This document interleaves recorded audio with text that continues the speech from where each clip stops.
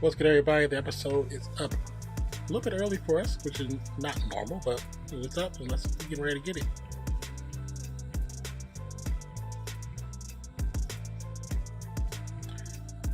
Internet is acting okay, so that's a major plus. We even have some special issues the last couple weeks, to be honest.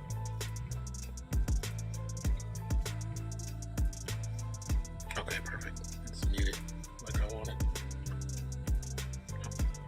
Oh, it look like greasy.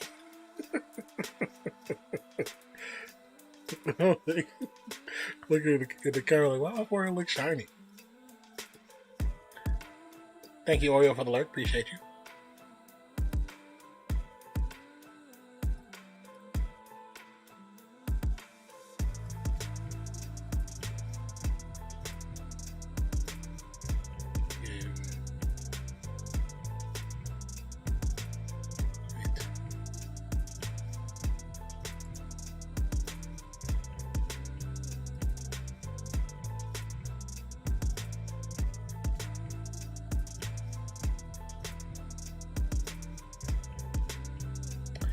All right, you see the title.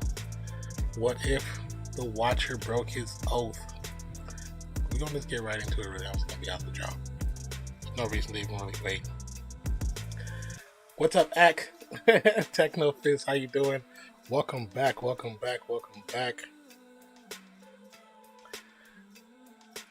You got yours up already? It just activated on my Disney Plus. So once again, at the count of when you see the 10-second mark hit, we're gonna press play all at the same time.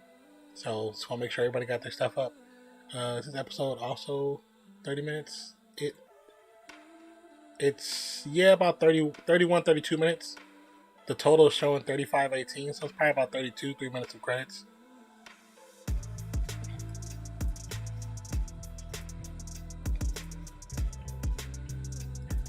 Also, we'll have members fully activated for the channel very shortly. We're going through the process right now, and it's pretty much almost finished. I have to finish creating one level,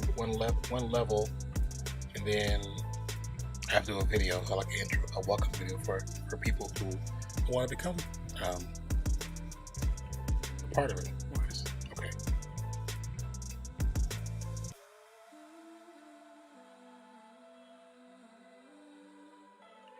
I don't think Blade will release in 2022, but who knows? It could be. Yeah, some people are saying that it might have been a mistake and they might have meant to put something else there. But if it releases in 2022, I'll be happy. I mean, I will. They're more likely will be filming in 2022 and not releasing. So, but once again, you see the timer right below. Once that timer hits 10 seconds, we'll be pressing play. You still type your comments up, whatever you want to say. We can still talk about it, but I just want to get the episode started. We don't want to be too far behind like we have been. So, once again, 10 seconds.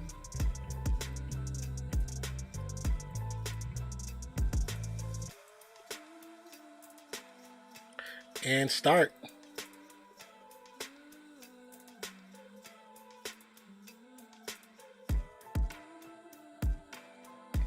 Do not skip the intro, let the intro play. And once again, we are not showing the episode, so please don't think that we are. We're not showing the episode. We never have shown the episodes. So, no one here. What's up, Eloise? Eloisa? Do you have... Wait. Say that. Do you think that was the deleted scene of Amazing Spider-Man 2 in which, after Gwen's death, Harry was laughing at it and Peter got angry and almost killed him? I don't know. I mean, they could have been. There's a possibility. And they probably took it out because it was too dark, or they felt it was too dark. It's very possible. How you doing, Eloisa? Hope I'm pronouncing that correctly.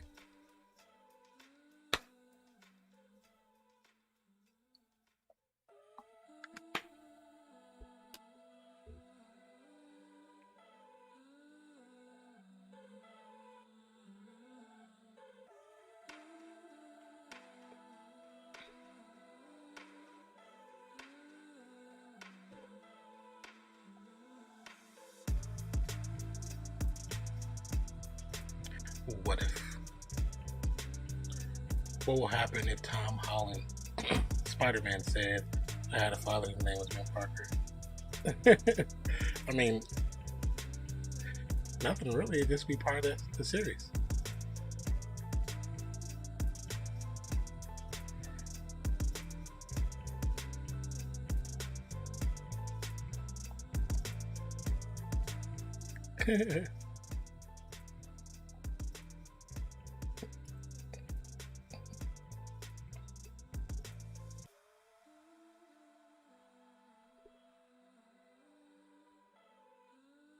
Bernard in accounting. I like how they're doing her the same way they did Steve. How you doing, Harry? Welcome to the channel.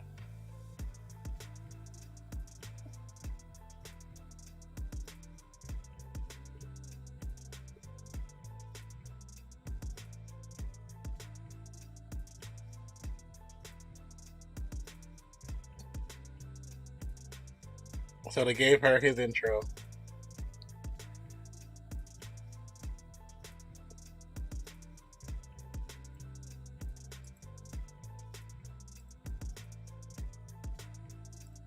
She's a pretty good dancer too. So I was born when I was a kid and my mother was a female. Okay, cool. I mean, I think we all were born from females.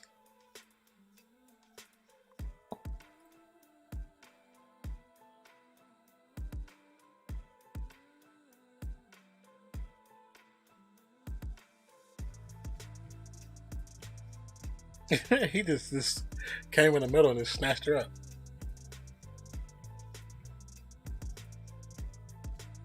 Oh. Ah, that's funny. Star-Lord got picked up by Star-Lord. What's your name? I go by Nonfiction. How are you doing, Harry? The Lost Prince of Wakanda.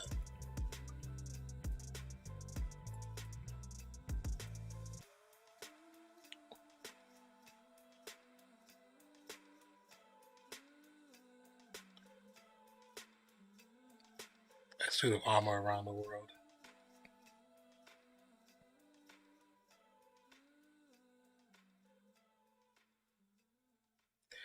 I am Indian and... Okay, awesome. He said, "Not you, Stark. You, Gamora." Why they been kind of crapping on old Stark? I am Mass. Epic. What do you mean I am Mass?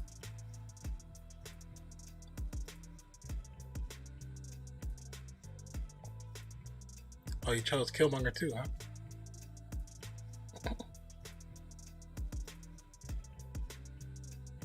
Spider-Man in episode 9. Anything is possible.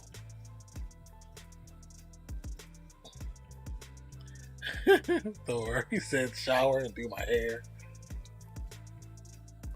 Welcome, Vignesh.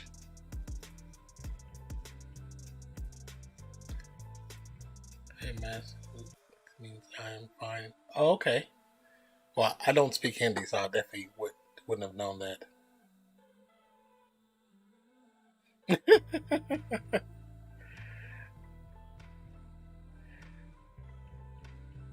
So Watu has been going through picking up people like like definitely recruiting.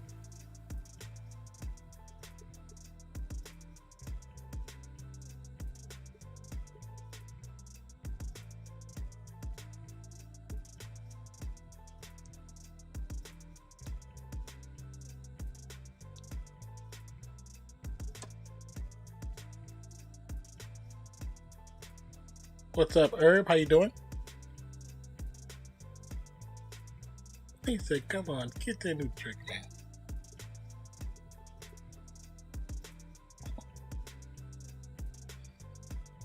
He said, say namaste. It means hi in Hindi. Namaste, Harry. I did not know that was Hindi. Definitely seen a lot of people that do yoga say it, of course.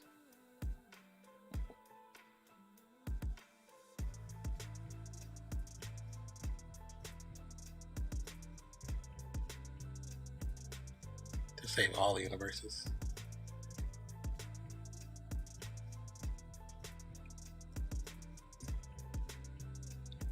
You know, Herb, it's totally fine when you're still kind of creating and you're still new to everything.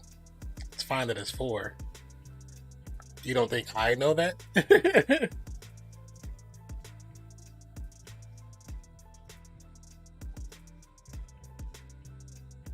no need for the negativity, though.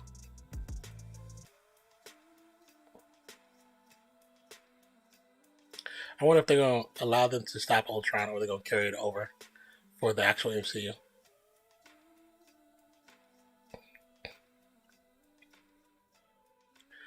We join our hands in front of our chest and say namaste to our relatives or to anyone who know and is older than our age. Okay. I did, like I said, I did not know that.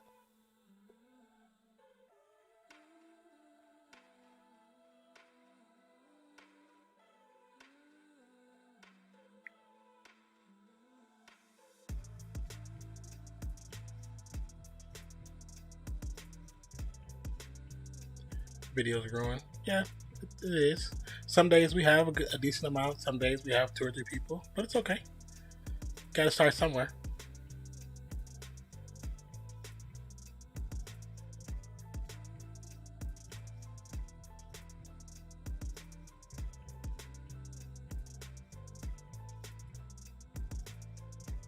You got to go somewhere.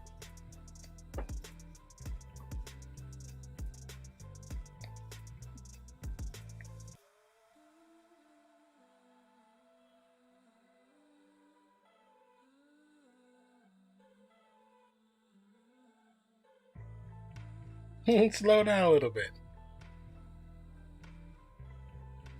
Will you stream what if an episode? No, that's illegal. I don't want to lose my channel. People don't realize that when stuff like this is fresh out, that all these companies, they send out bots that test for sound, imagery, and all that stuff to see if somebody's playing it. And if they see it, they ban those channels.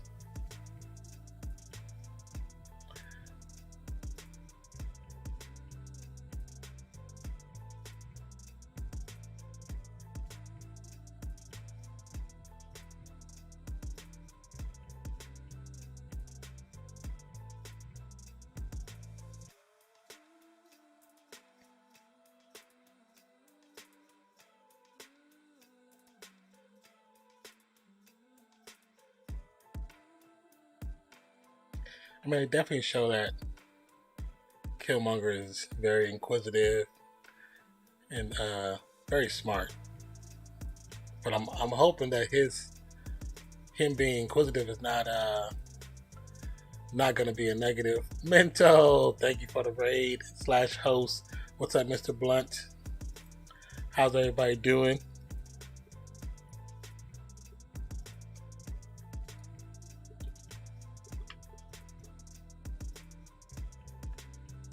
Appreciate you guys. Thank you for coming by. We're currently doing a watch party. People are watching it on various. Super tired. How are you? I'm doing okay. You should be tired. Didn't you work today? You know that my subscription just ended, and I saw all the episodes except today's. Oh, one day is ruined. Yeah, the last one is airing right now, Harry. Why did it take a while for this to show up on your screen?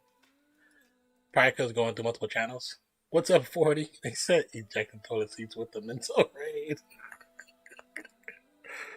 It's so crazy.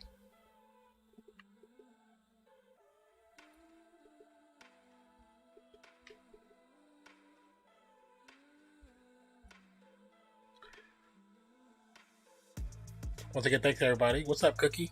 Thank you for joining the raid. We are currently doing a watch along watch party for the last episode of What If on the Disney Plus channel. Platform. What's up, Mr. Blunt? Let's see. No worries. Thanks for coming with the raid. Appreciate you.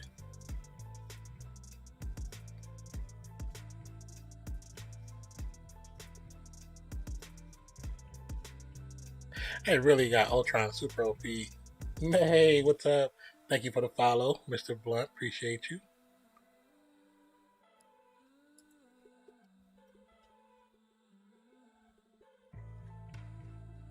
Thank you for the follow, May, as well. Welcome to the channel. We do a lot of just chatting, a lot of watch-alongs. We play a little bit of games here and there. I didn't know you stream. Yeah, I stream. I'm just starting to get back to streaming more often. I do a lot more like Monday Night Football, Thursday Night Football, some NBA streams, and we play some games. I just like to talk to people and get to know them, you know. Yeah. We're currently watching What If and talking to you guys on Twitch, but also talking to people on YouTube as well. Once again, thank you guys for the follows. Appreciate you.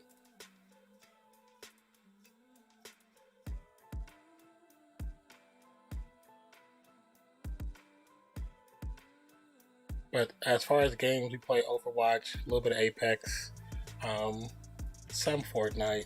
We haven't played it in a while, but just started playing Genshin Impact, Spider-Man, and the Miles Morales Spider-Man, you know.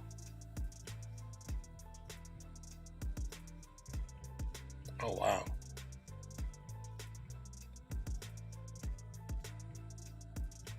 Oh, he just dropped all the zombies on him. That's a lot of zombies.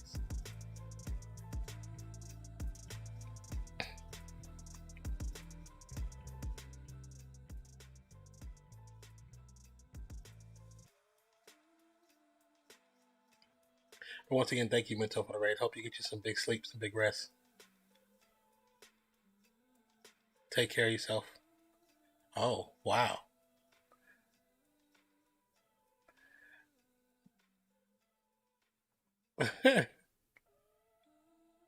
I'm going to go lay down, but I'll keep you tabbed up. Well, I definitely appreciate it. Hit you a nice little bowl before you lay down. Get that good deep sleep.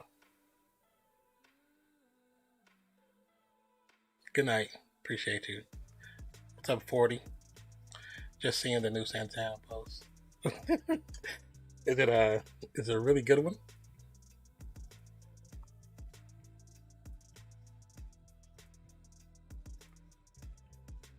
All the universes are mixing together.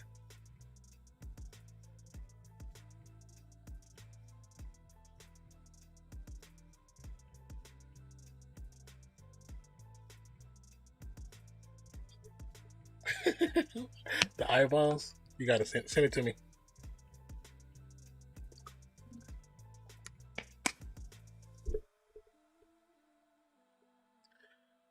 You said the one from 5 hours ago? I don't think I've seen it because I've been on doing some editing.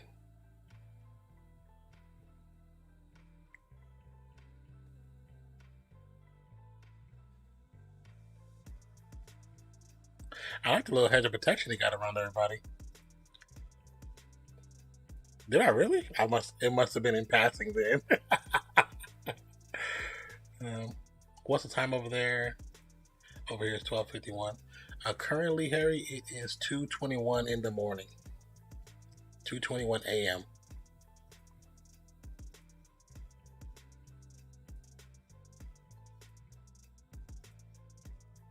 About just natural reaction.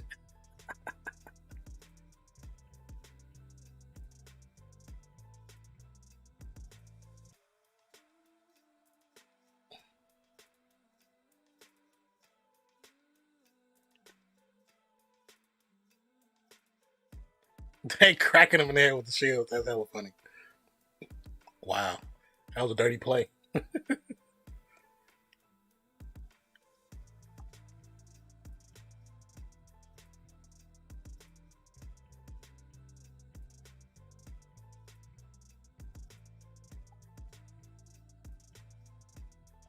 What's up, Dinesh?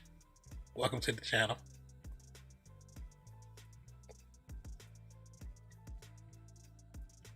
They putting some work on this dude.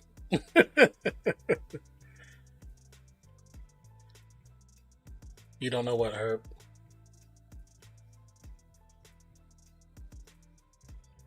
Oh, wow. Did she cut the stone in half? Gonna start a GoFundMe. Or we said Domingo. You said 12:30 usually. Is that usually what time it come out for you guys? Like I said, for me, it's currently 2:23 a.m. Oh, he snatched. Damn, Ultron getting was huge as hell. It is not Dinesh. It is Dinesh.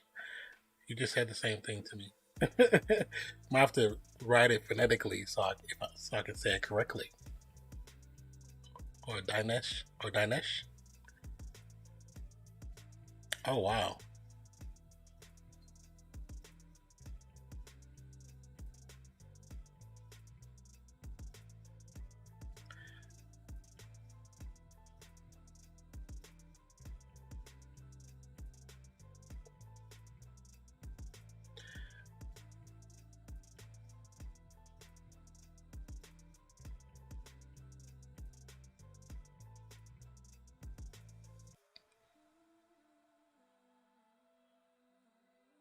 Are they gonna get it done?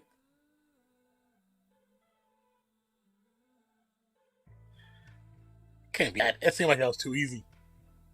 Okay, bye. I gotta go. All right, see you later, Harry. Thank you for stopping by. Appreciate you.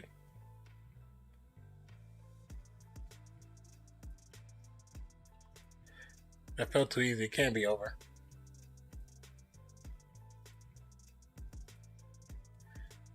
Testificate, man. What's up? Hi.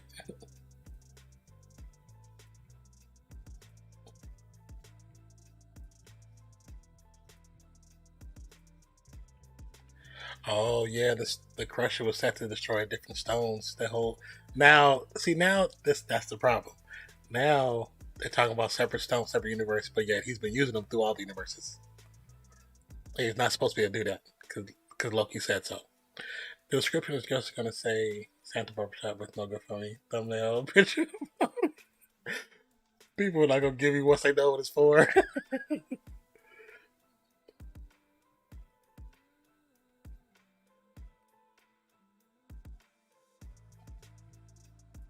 Are we gonna get like the ultimate Strange now? His protections are wearing off.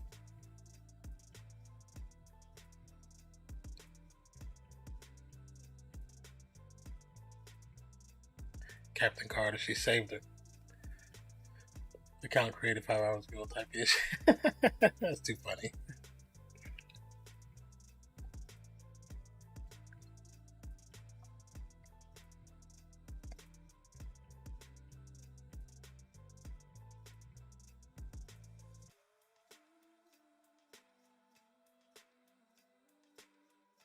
Oh, she's gonna use the arrow with what's name in it?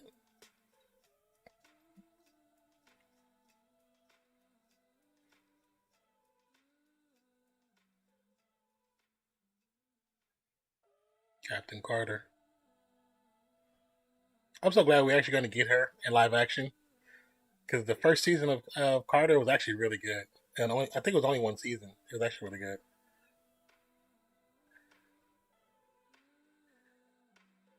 What are you talking about? Fakate man?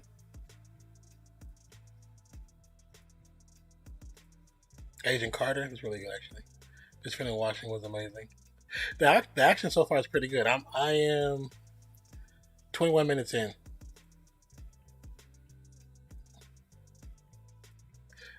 Natasha's taking the shot with the arrow, and Carter's leaping to possibly her death.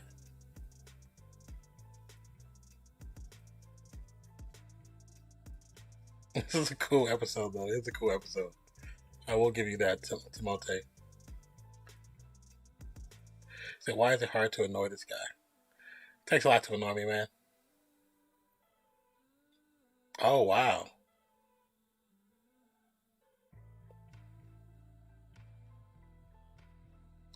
You gotta say, I've been trolled quite a bit on live stream, so I stream on Twitch, so you can't get trolled any harder than you do over there.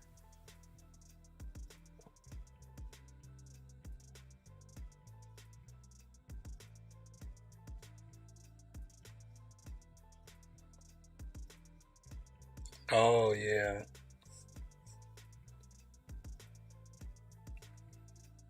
He said, yeah, we got house over here, yeah. Twitch's Twitch's level of trolling and bots is on another degree. It's on a whole other plane. There is a post credit scene as well. I believe I kind of assumed it would be either directing towards the true MCU or towards season 2, which we know we're getting season 2.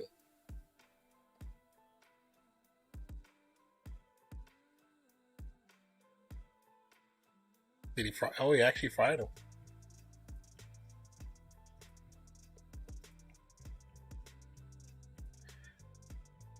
Awesome. We hit the 100 message mark for a restream. He said, I'm good. I'm good.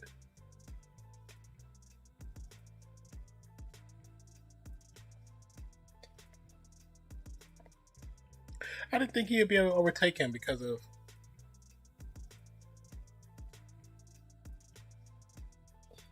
Oh, he's taking the vibranium.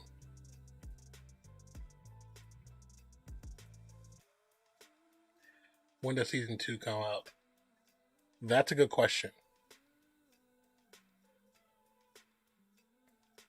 Oh no, we really about to get a Killmonger.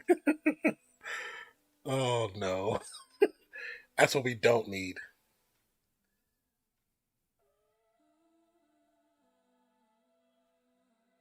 He said, cousin, what are you doing?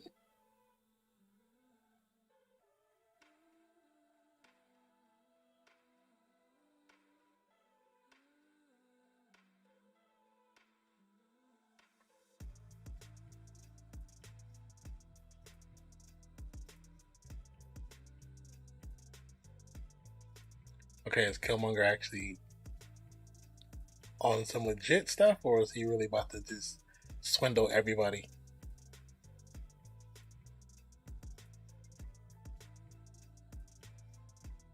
He said, I'm not your cousin. Well, technically, you are.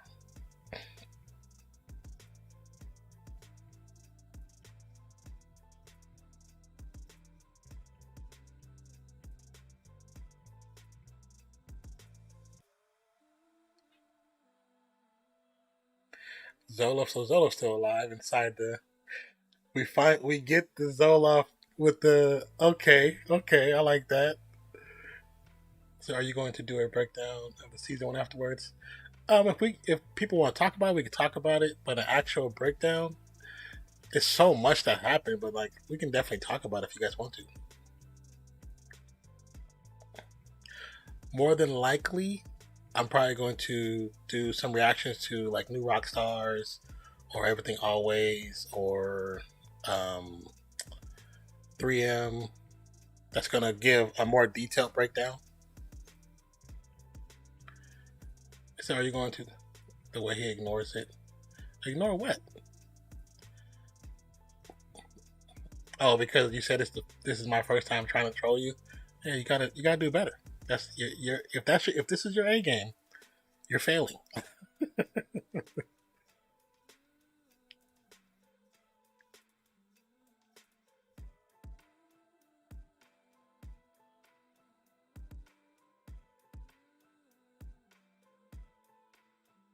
Nice homage to Clint for this story. So yeah, he said, yeah, this is a 1 out of 10 effort because of Twitch experience. Yeah. No way, I said something before. Maybe he didn't send. No, only thing I seen right before that was, why is it hard to annoy this guy? Yeah, that's what I saw.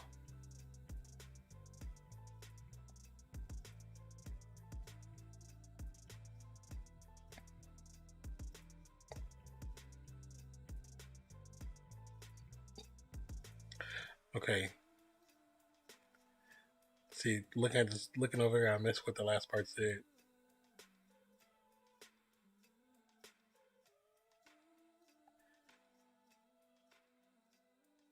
But this actually was a pretty good episode. He said, "Damn." Yeah, I didn't see what you, or it didn't post what you said.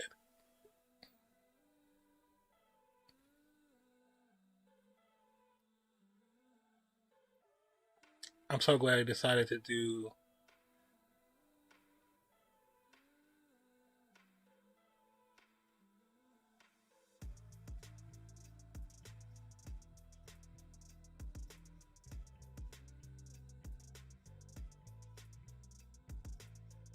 So they're stuck in a pocket dimension. Damn. Sit to share, no one asked, bro.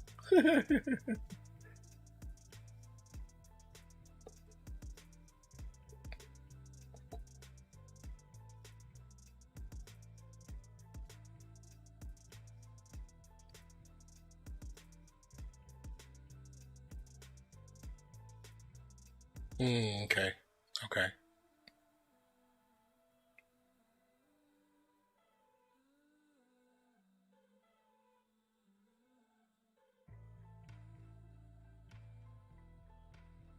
Is she gonna ask to go back even further?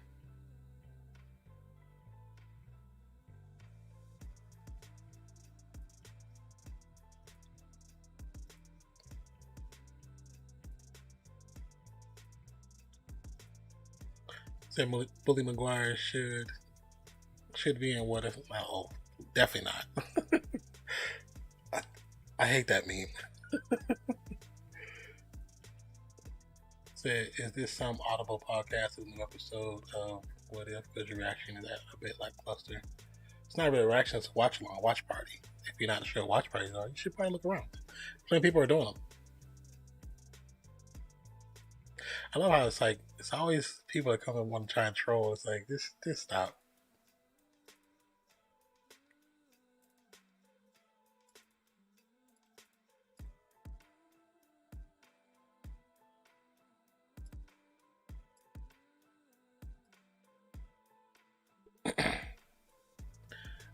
Man, no one asked, bro. But you know what, Timothy, it's always one. It's always one or two. Like we had one seriously come on Monday Night Football, try to troll the entire game, and it didn't really work.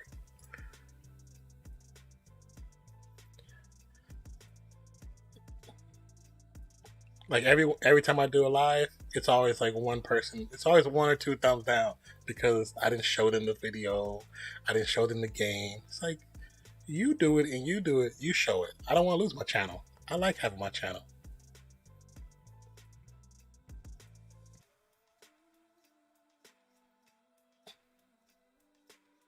Oh, they took her back to this time. True, never really hear watch groups. Wouldn't Twitch be better? Actually, no. But I do them on both actually.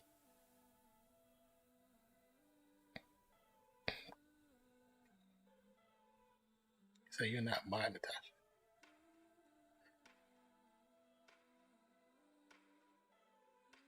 But to be honest, I don't know if you watch like reactors or breakdown people. A lot of them do watch alongs and watch parties on YouTube, especially for sports. But there are currently about 10 what if watch alongs right now that's going on, or just about ending. So I mean, you could just be new and just you don't watch that content, which is understandable. If you don't watch it, you don't get it doesn't get recommended to you. But I know for a fact right now there's at least 10, because 10 other creators that I follow, I know they're doing them right now. Yeah, I like New Rockstars. They're probably doing theirs over on the Screener app. I don't know if they do it on here, but I know they use the Screener app a lot. Oh, he threw it right back in right before she got punched. Yeah, probably will dislike this video.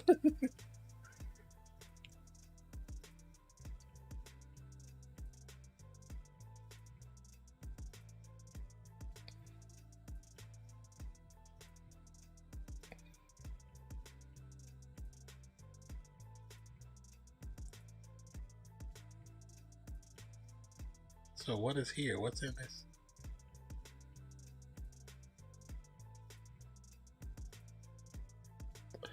The Hydra Stomper.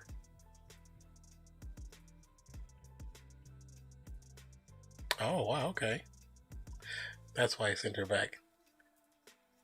Ponder the question. What the? What's up, Bam Bustums?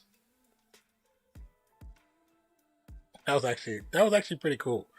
I like the way they did it. I like the way they ended it.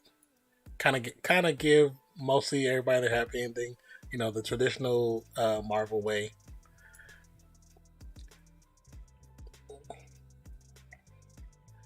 Thank you for the follow, Bam. Appreciate you. Welcome to the channel. My name is Nonfiction. Oh man, you pause this.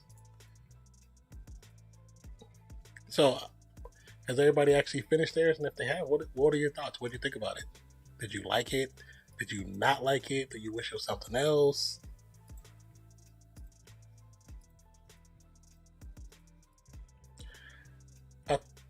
I 100% thought Strange was going to have something to do with No Way Home at the end. Did you really? Not on here. I didn't think not on here. No.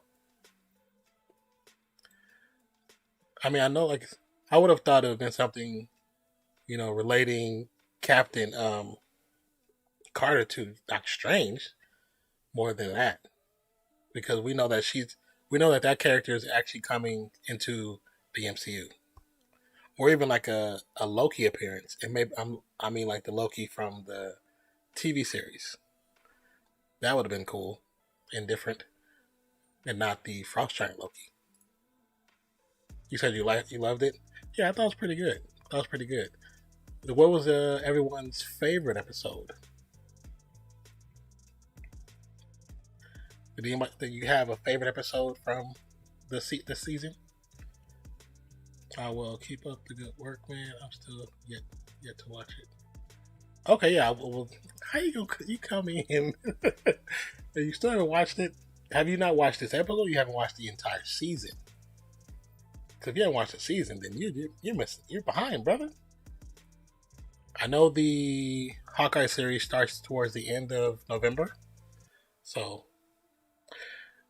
if you see Doctor Strange did the same spell what he did in the trailer, so I feel like it could be a version of Mephisto. Everybody wants that Mephisto thing to happen. It was awesome. It felt weird how they backtracked from the last episode because Zola was already in Ultron body. Well, he was in the Ultron body, but he was also part of him was actually in there too. Um, this episode. Oh, just this episode. Mephisto. Everybody wants Mephisto. Ever since New Rockstars started the whole thing about Mephisto from WandaVision, even though there's still, I mean, of course, there's a possibility of him appearing, especially with Doctor Strange and what's going on there. Because I still feel like when you see Doctor Strange in the trailer for Spider-Man, there was just something weird about him, and I don't know what it is. And maybe it's just me looking for something, but he didn't seem like him. Normally, he's kind of anal, stuck up. You know, he's a doctor, so it's just something about his character. And that's the first time he seemed too loose. Like he seemed too loose. Like he didn't have a care in the world. When out of all the characters, he has the heaviest weight. He protects the realm. You know what I'm saying? So this felt something was off about him. Maybe it could be Christmas spirit, but I doubt it. Mephisto can't happen because China can't air anything that has to do with. Well, yeah, I know they can't, but I mean, to be honest, with them not really, you know, accepting Shang-Chi, Marvel might be like, screw it. We're going to be on pandemic release anyway. So they may just do what they want to do. Even though Mephisto will be the better route. Because he is connected to this story, those stories.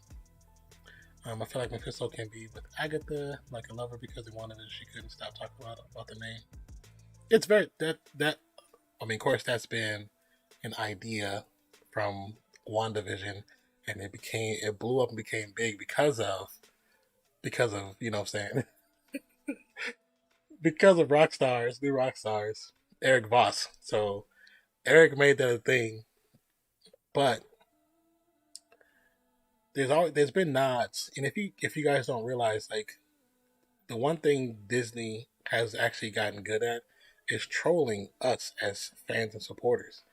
That's why they've been doing certain things. They're literally trolling people about the Mephisto thing. Once it became a thing, they started trolling people. If you have not noticed it, please just look, open your eyes. They're trolling like crazy. But yeah, It Be Willie, check it out. You know, we would hate to talk about it in a ruin episode for you. You know what I'm saying? I don't mind talking about episodes, but I'd rather not spoil it for somebody. I'm more interested in King, honestly. Was hoping he had something to do with What If. But see, Thanos 8 years too. We got an action movie about him. Yeah. So I'm actually kind of glad, you know, because they gave us such a good Kang at the end of the series. To not put in What If kind of makes sense because it's not really about him. It's about what has taken place because of him. So I kind of do like that. But I'm still wondering, who broke the multiverse? Was it Wanda? Was it Sylvia? Was it Doctor Strange? What do you mean, who broke the one? Did you watch the Loki series? Because technically, Sylvia is the reason. No, I've seen bits from it, but not the whole thing. Oh, okay. So towards the end of the Loki series, Timothy, with Kang showing up and Kang kind of being the caretaker of the multiverse and keeping the MCU on one line, on one straight arrow, his death is what pretty much allowed the multiverse to happen. I'm hoping. I think the multiverse broke all at once because there was too much stress at once. What do you mean? You mean at one point, or what do you mean? Because I mean, we seen when it broke up. We seen in the Loki series. We seen it. So I mean, it broke at that moment of death, that last breath. So it broke at one point. Technically, yes. But I mean,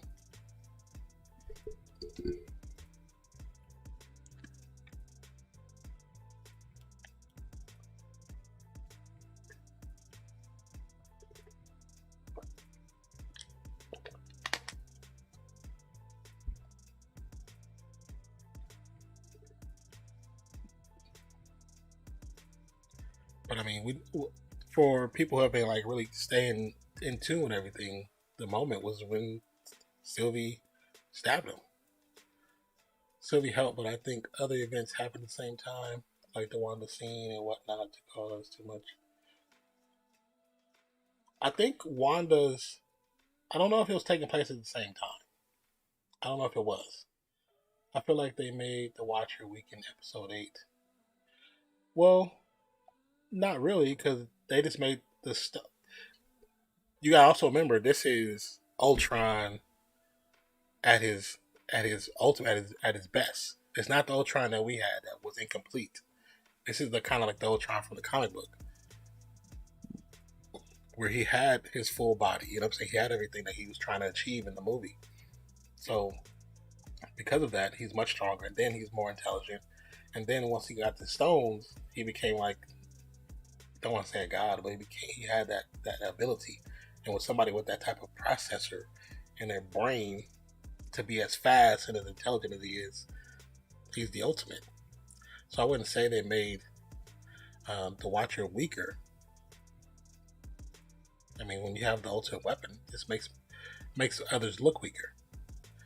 I think my two favorite episodes, that would have made great movies would be strange episodes and zombies.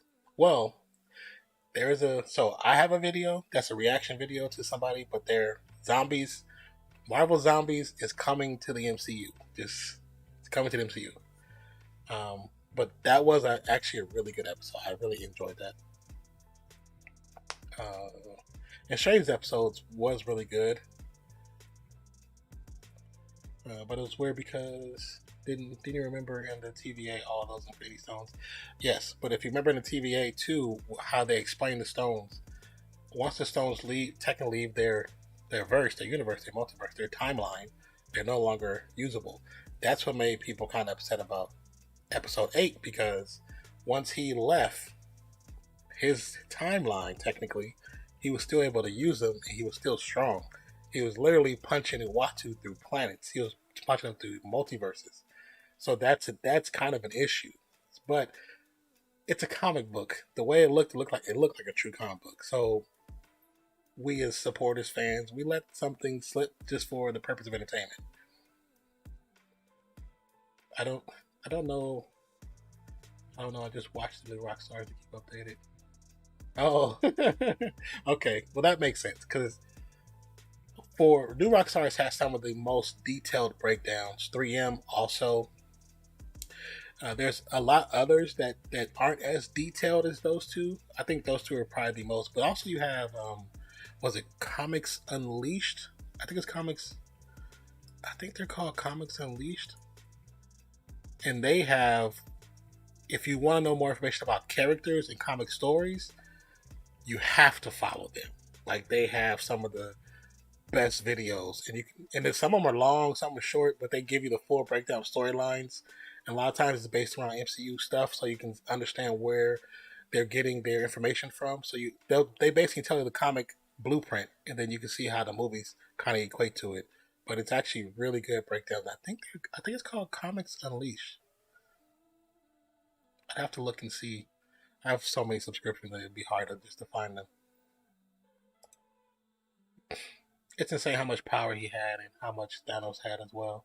Imagine how much different Infinity War game. Oh yeah, that's the thing. When you do movies, it's hard to power scale because even in the movie, Hulk is not at his. We've never seen Hulk at his strongest. We've never actually seen Thor at his strongest. We started to see it towards the end, but he still hadn't got to the strongest yet. Like, the man can literally punch through a planet, even though he's gotten dog walked in the comics a bunch. We never seen Wanda's true full potential. We've seen it more so on the TV show and the movies because she's really considered the strongest right now. Captain Marvel, she's pretty strong. Like, she's pretty damn strong as well. What about the Eternals coming up this? You know what? Eternals is one comics I know nothing about. So, but I'm actually really looking forward to watching it. I can't wait to see it. Now, not the most recent one that just came out a couple days ago. I still have to do actually a video for that. But the last trailer that came out a few weeks back, when I seen that trailer, I felt like I watched a better Justice League trailer. And I know people are going to take offense to that. But I feel like there were bits and pieces of that trailer that made me think, okay, this is what the Justice League should have looked like. That trailer should look like. But, because in that trailer you have the Black Knight's Batman, you have Wonder Woman, you have there's the fucking Superman in there. Icarus flying and shooting lasers out his eyes. I was like, that's Superman. A much better, the way they did it. I love Henry Cavill Superman. And I actually can't wait till he comes over to the MCU because I feel like it's going to happen. The way that him and Ben Affleck have been getting treated by DC / Warner Brothers, I can see them not coming back. I can see why. And the fact that I know from everything I've read that Kevin Feige has been courting after Henry Cavill. Watch when he gets Superior or somebody's gonna be in her Cavill. People are gonna be pissed off. You said Justice League versus the Eternals. Yeah, that wouldn't be a fair fight. There wouldn't be a fair fight. Well, okay, if we're fighting in DC universe, Justice League probably would have the upper hand because technically Eternals don't exist in that universe. Now, if we're fighting in the Marvel universe, I mean, the Eternals will win because Justice League doesn't exist. But I mean, if you had an even field and both universes were colliding, I still would give it to Eternals. They're gods. Like their powers are on another level. But you can't tell a DC person that because they'll say, "Give Batman a few days to research. He'll defeat him," and I just it just kills the conversation every time. Like it makes the conversation not fun. That's why I'm glad Endgame was in two parts. I wish Age of Ultron would have been two parts as well. Yeah, I wish Age of Ultron would have been two parts as well too. There's so much to that storyline they could have dived into. I agree. I felt like it was cut too short. In my honest opinion, Ultron should have taken over. Ultron at the end. Age of Ultron to carry it on up like that. It felt too cheap. I would end it. Ultron didn't save some of the stuff. Yeah. I honestly think towards the end of Ultron, I'm one of those people that's like, you know what? I don't think he's 100% gone. I just don't think. I don't know. Even though Jarvis was supposed to be scouring the internet to erase him, I'm like, that could have been such a greater potential, you know what I'm saying, with that character. Especially with, you know, Jarvis becoming, you know, who he became. But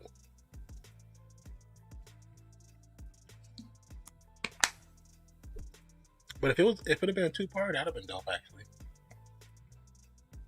But I mean, I'm kind of glad Endgame became a two-parter because it originally was going to be a three and a half, almost a 4 hour movie. Because I remember they like put out information about that, trying to get people like thoughts, like would they sit through a 4 hour Marvel movie? And I'll be honest, after watching Endgame, I wanted more. You know what I'm saying? And I'm like, I could have sat through about 2 or 3 hours. I could have sat about 3 hours, 3 hours, three and a half hours. I could have did it. I mean, I sat through the original Malcolm X. That was like 3.5 hours. What about the future movies like Deadpool and New Avengers? I think Deadpool's in good hands. New Avengers, I'm not sure. I mean, Ryan Reynolds, I think, does a good job in Daredevil. And with Vision dead, it could cause potential for Ultron to come back out of the shadows like Hydra did when they took down Shield. That's a possibility. I mean, he can always merge with White Vision. Because we know White Vision is still alive. I want to know, you know, what has White Vision been doing this whole time. But I mean, it's definitely like anything is clearly possible in Marvel. You know, that's how they set up that way on purpose.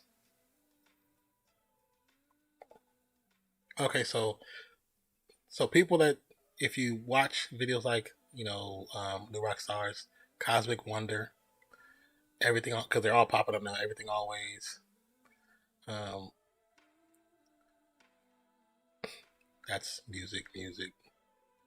If you're into DC, like TV DC, Pagey is probably the best I've seen for DC.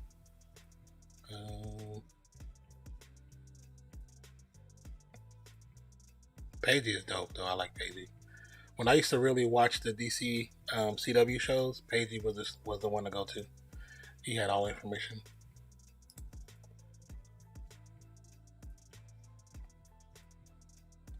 Yo, just stopping by to say hi and host. Thanks, PJ, for the host. Appreciate you. Thank you, Bam, for the follow as well. I don't know if I said that earlier.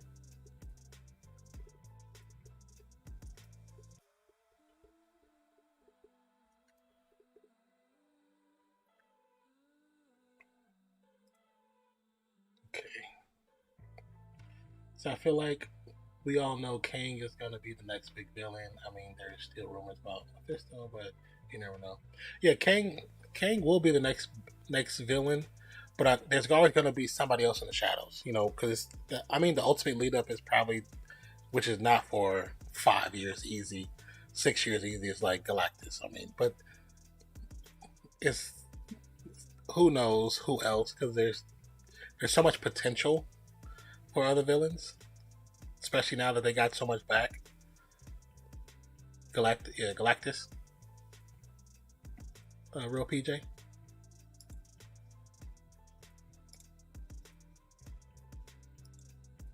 I don't know if you when you paid if the episode 8 of What If, when Ultron goes to eat the planet slash universe. If you notice, if you freeze frame it as he goes to eat it, his face and everything lines up perfectly where he looks like Galactus, and Galactus eats worlds. So I think I was like, that's a nice little throw to quick drop that I don't know how many people caught. When I saw it, I was like, that's Galactus. Which is kind of like almost saying that his power level in What If is at like a Galactus level. And if that's the case, that's pretty damn strong. The cool thing about possibly seeing the Eternals is I think the Eternals are going to be the direct connection to how we get mutants. It's going to be something that happens in Eternals, and that's where maybe an end scene where we get the idea or hint at mutants. That's what I honestly think. But I'm excited to actually watch. I'm actually honestly excited to watch Eternals because it's definitely a different vibe from what we normally get, and plus it's characters that I am not 100% familiar with. Of course, I've heard of their like Greek counterparts, but you learn that in school. But that's about it. I honestly hope they get some good writers from Miss Marvel and Young Avengers. Whenever they try and do movies where kids are the lead, it always feels awkward with the script because of lack of experience in acting. And the writers try to make writing with their kids with those. Well, if they kind of run the same route that they did for Spider-Man, I think it'll be okay. Because you got to remember, the stuff that kids do, a lot of kids try to mimic what they see, and a lot of times because they're seeing their parents or grandparents, they mimic a lot of things they do. So sometimes when you see the adult thing, it's not necessarily against what's really happening. It's just this depends on the environment they grew up in. Hopefully Logan Wolverine gets cameo. I don't know if they'll do him. They might do what's dude's name? The quote unquote first mutant. I'm blinking right now. Hola, habla español. I haven't spoken Spanish since high school, Miguel. But I definitely can throw what you said into Google. There's still another season of Loki. Yes, there is another season of Loki. More interested in knowing now. Loki is already a different TVA, which is King. Yeah, he's in a whole different timeline. Didn't Wanda make mutants though, like with Maria? No, Wanda didn't make mutants. Well, so that's a good question. With Maria, when she actually when she breaks the barrier, and it changes her. If you go back and look, she was. If you look back to before that, when they talk about her X-rays, they already said there was something fishy about her X-rays prior to that. So there was already something there. I think whatever she walked through, those rays, that wall, that whatever, it intensified. It actually finished the process. I think she was already there. I think it happens because of Miss Marvel in probably in Marvel 2, in Miss Marvel 2, and we're probably going to find out that in more details. Miles Morales showing up in No Way Home would be so. I don't know if they're gonna do that.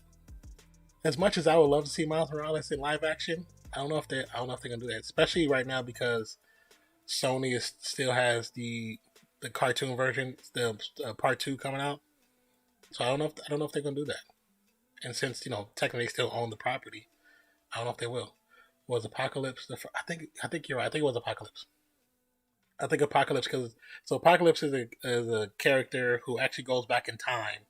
He time travels to the beginning of time and by definition becomes the first mutant. Even though he technically wasn't, but because he goes back in time and changes things, he becomes the first mutant. These are God ads. Yes, over there they are every 30 minutes. So just a heads up, they're every 30 minutes. The first mutant, if I'm not mistaken, is Apocalypse. Yes, Apocalypse. I couldn't remember his name to save my life, but I really hope Miss Marvel's powers are like in the comics, not some Green Lantern looking thing, whereas Obstacle. Um, see, the Fox kind of destroyed the Inhuman storyline, so she's. I would hate for them to take away from her being Inhuman. I would hate for them to change that, but they may because of how the Inhuman series was destroyed. I wanted that series to work so bad. I really wanted that series to work, but it just looked so bad. I feel like I could have made that with a bunch of cosplayers and did 100 times better. But I swear I saw something that said they already filmed everything for the Miss Marvel's TV series. The one thing I really want from Miss Marvel, I know people are probably gonna laugh, but I want Squirrel Girl. I want Squirrel Girl in the series. I need her to be in live action. That's her best friend in all the comics. She's been there since the beginning. She needs to be in the series. In my opinion, I think Scarlet Witch is the most powerful Marvel, being with powers back then. I'm reading the book. Well, Kevin Feige has already said that she is. Kevin Feige said in this MCU, she's the strongest character. Hear me out. If we got Ghost Rider, kind of. Oh yeah, you know what? You're not the only person that said that. A lot of people have said that, but Keanu Reeves would be second as Ghost Rider. And I don't like I said, I don't know how much you know, but with every new possible script that comes in, they actually sit down with him to possibly play a role or the main role. So they've wanted him a bunch of times for characters, but I think he'll be a pretty dope Ghost Rider. Wouldn't have to talk too much, you know what I'm saying? Wouldn't depend on that, because when he talks, the more he talks, sometimes the more awkward he can be. Just let him get a couple fight scenes in, you know? Here's theory. Apocalypse MCU is a variant of Kang the Conqueror. This might happen if they decide to make Apocalypse canon. I mean, I guess you could do that. I guess, as a variant, I guess you could, technically. To Keanu Reeves as the MCU. That's it. I mean, you could technically do Kang as a variant of not Kang, but Apocalypse, a variant of Kang. But I mean, with him, especially being that the movie that came out was quite a while ago, you can just bring him into the MCU if you really want. If the storyline dictated that, you know what I'm saying? If the storyline they're creating for the current MCU needed an apocalypse, then yes. But that all kind of depicts on where they're going to go with mutants. It just depends on where they're going to go with that. Because we can hop into the story of creating, the true first class of the X-Men and show them coming together. And that could take 4 years, 5 years, 6 years, 7 years. And by that time, you can bring in Apocalypse in the whole storyline.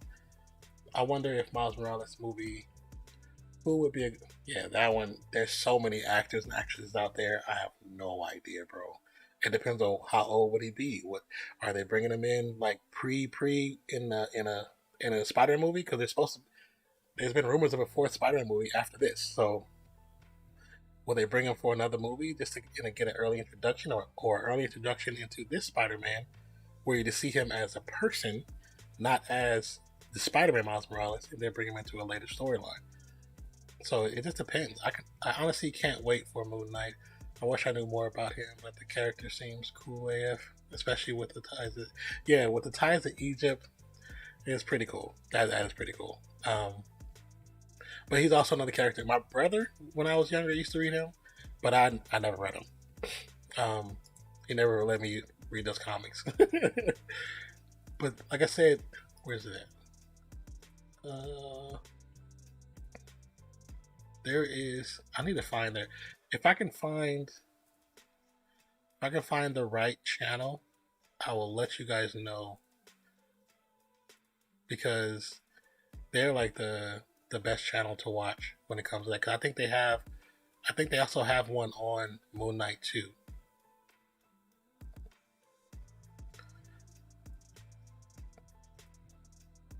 Hold on, let me see.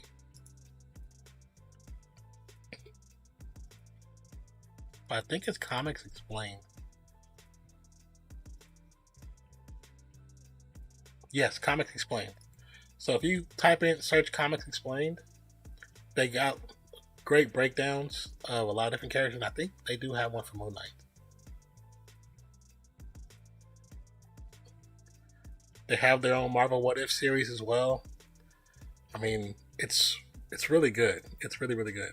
They have their X-Men series, best comic stories ever series, Venom. Also, Geek Culture Explained. That's also their channel too. But Comics Explained, you won't go wrong. Trust me. If you love comics and you like learning about comics, Comics Explained. They are awesome.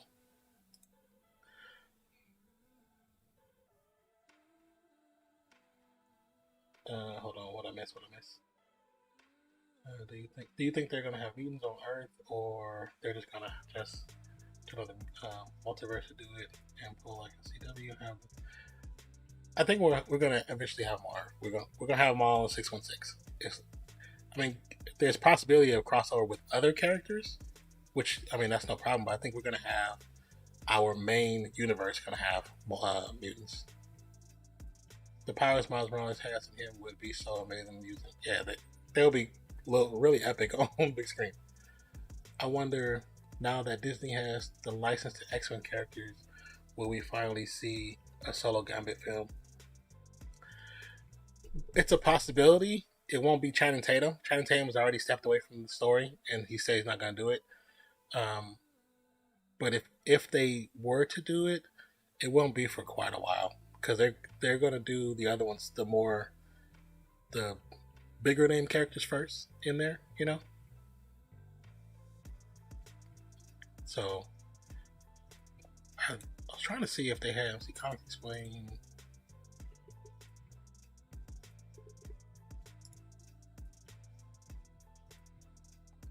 Oh yeah, they have a Comics Explained Moon Knight. Moon Knight Explained. They have several different Moon Knights. Yeah, they have a bunch of Moon Knight stuff. Also, oh yeah, Variant Comics. Variant Comics have stuff about him too. I forgot about them. I haven't seen their channel in so long.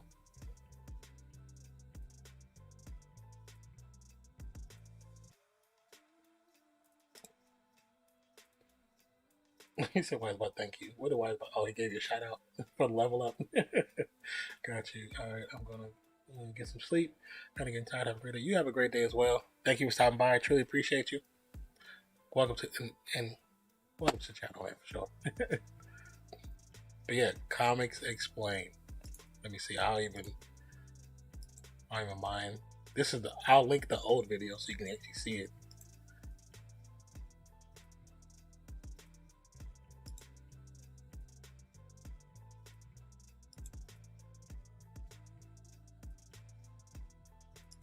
Okay, here.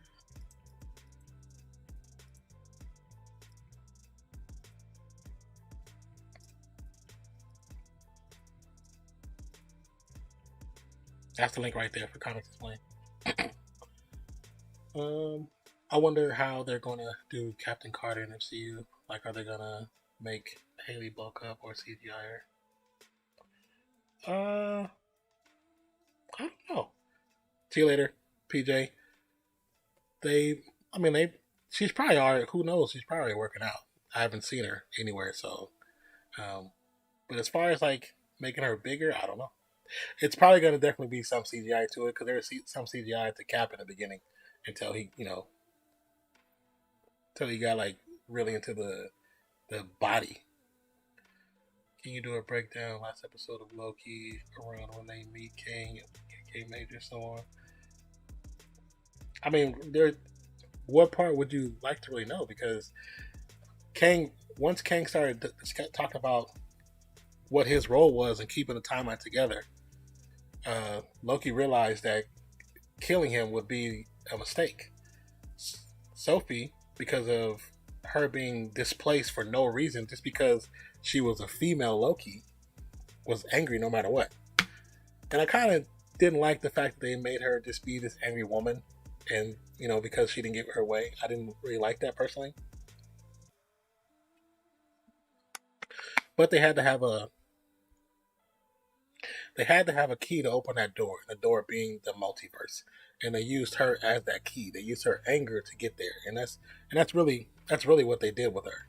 I mean, he explained that he was keeping him murdering all the rest of the Kangs to keep the universes from actually fighting and warring and having all this chaos and keeping one steady timeline. Once they said that, I knew we're going multiverse immediately because they've been teasing it for a super long time. But at the same time, it's like, do we need to go right now? I don't know. Maybe it's their way of resetting the timeline because they've had issues with keeping the timeline together after Endgame. Because you can look at the first Spider-Man and look at the Endgame, and when you talk about the timeline, some of the stuff is off. So of course it adds definitely for TV and movies and all that stuff, and it makes it more entertaining. But it's really just they're trying to correct the error that they made. That's that's really what happened. They're trying to correct it. But I mean, it's nothing really to break down besides the fact that it just creates the multiverse and it gives them opportunity to do so many more things than what they could have done if they stayed on the same track. It allows them to open up different avenues, especially with the acquisition of Fox, because that's a whole new realm of characters and a whole new world to bring into the MCU. Because that's really what they've been trying to get into. Fox Daredevil is going to be. Well, yes, we do. Well, we know for sure Daredevil is in the She-Hulk series. We all believe that he's going to be in Spider-Man, but I don't know if has it been officially confirmed. Besides him just saying it, I'm honestly so damn excited for the MCU Fantastic. Oh yeah, bro! I can't wait for the MCU Fantastic Four. They've always been my favorite group since I was a kid, even though the movies were iffy. I still love them to death, and with Disney visual effects, it's going to look killer. There's a slight part of me that doesn't want Doom to be their villain from the get go. Have him go slowly insane, not turn bad till their second movie. I was thinking instead of having Doom show up in the Fantastic Four, don't have him show up in Fantastic Four, but actually have him show up. I was thinking have him show up in Black Panther. I was like either because a lot of you guys are new to the channel, so when we heard the news of Chadwick Boseman passing away, people that was always the question is where are Black Panther movies going after that? And so of course my thing was saying that just make the sister because in the comic book there was a time that they thought he was dead, Black Panther, and so the sister took on the character, she took on the throne, and she became Black Panther. And then there was a time that he felt it was too much to be the king and to be Black Panther, so he gave the suit to his sister. He just wanted to be king. So that's happened in multiple times in the comic books. So to me, it made sense that she would become the Black Panther. That just makes sense to me. That was the obvious thing. Like people talking about getting a new Black Panther. No, don't dishonor his what he left, like what he did. Even though it was only one movie, I think it was such a good thing. Like, you don't want to dishonor that. So allow the sister to be Black Panther for at least a movie. At least a movie. And I even said that the person or persons who were involved in his death in the comic, in the movie, would be Namor and Doom. They've had Wakanda, Black Panther has had battles with Doom and Namor several times. Black Panther, on multiple comic books, has actually wiped out all of Namor's people, like in comics. So it just makes sense, especially since there were rumors of Namor making an introduction within the next 2-3 years into the MCU anyway. Now you have your door. Namor is the person who murdered T'Challa. Could be a connection with Doom as well, because Namor and Doom have worked together in the past to try to conquer stuff. You can make them do it that way. Let's not do an origin for Doom. Let's just have Doom already be Doom. And by the time we get to Fantastic Four, then we give an origin for Doom that makes sense. So I'm just like, we figured out a way, just like with Tom Holland Spider-Man, you don't have to give an origin story every time.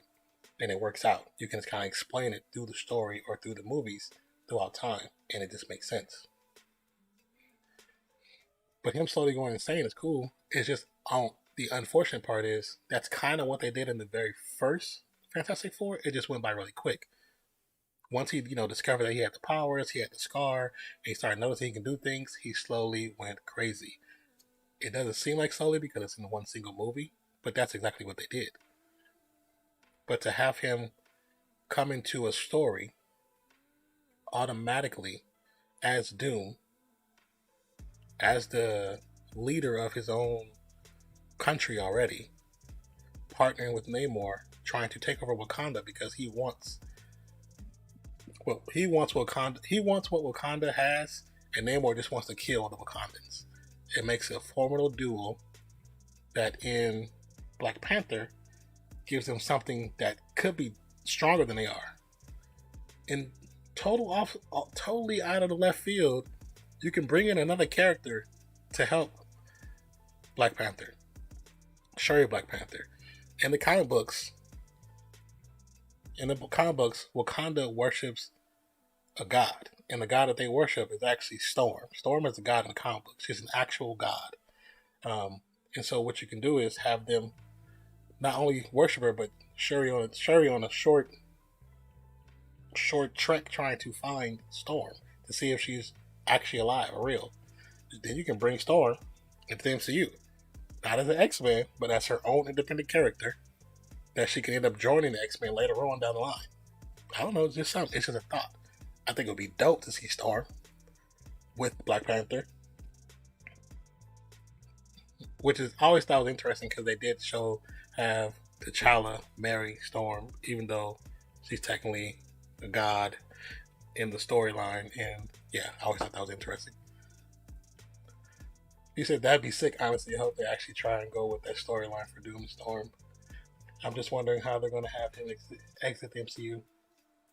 See, and that's the thing with, before we finish your thing, that's the one thing I don't like about how MCU does, like, their villains. You don't have to end them. You know what I'm saying? You don't have to end them immediately. You don't have to kill them immediately. Killmonger should never have died. He should never have died. He should have been just something that was a part of the storyline for a while. Should never have died. I don't like when they do that. Like, you don't have to kill everybody so quickly. You are a comic book in motion. Drag that story out like you were doing if you was writing it. I like how they're not using any CGI to bring Chadwick in to write him off. Also, I keep forgetting their introduction.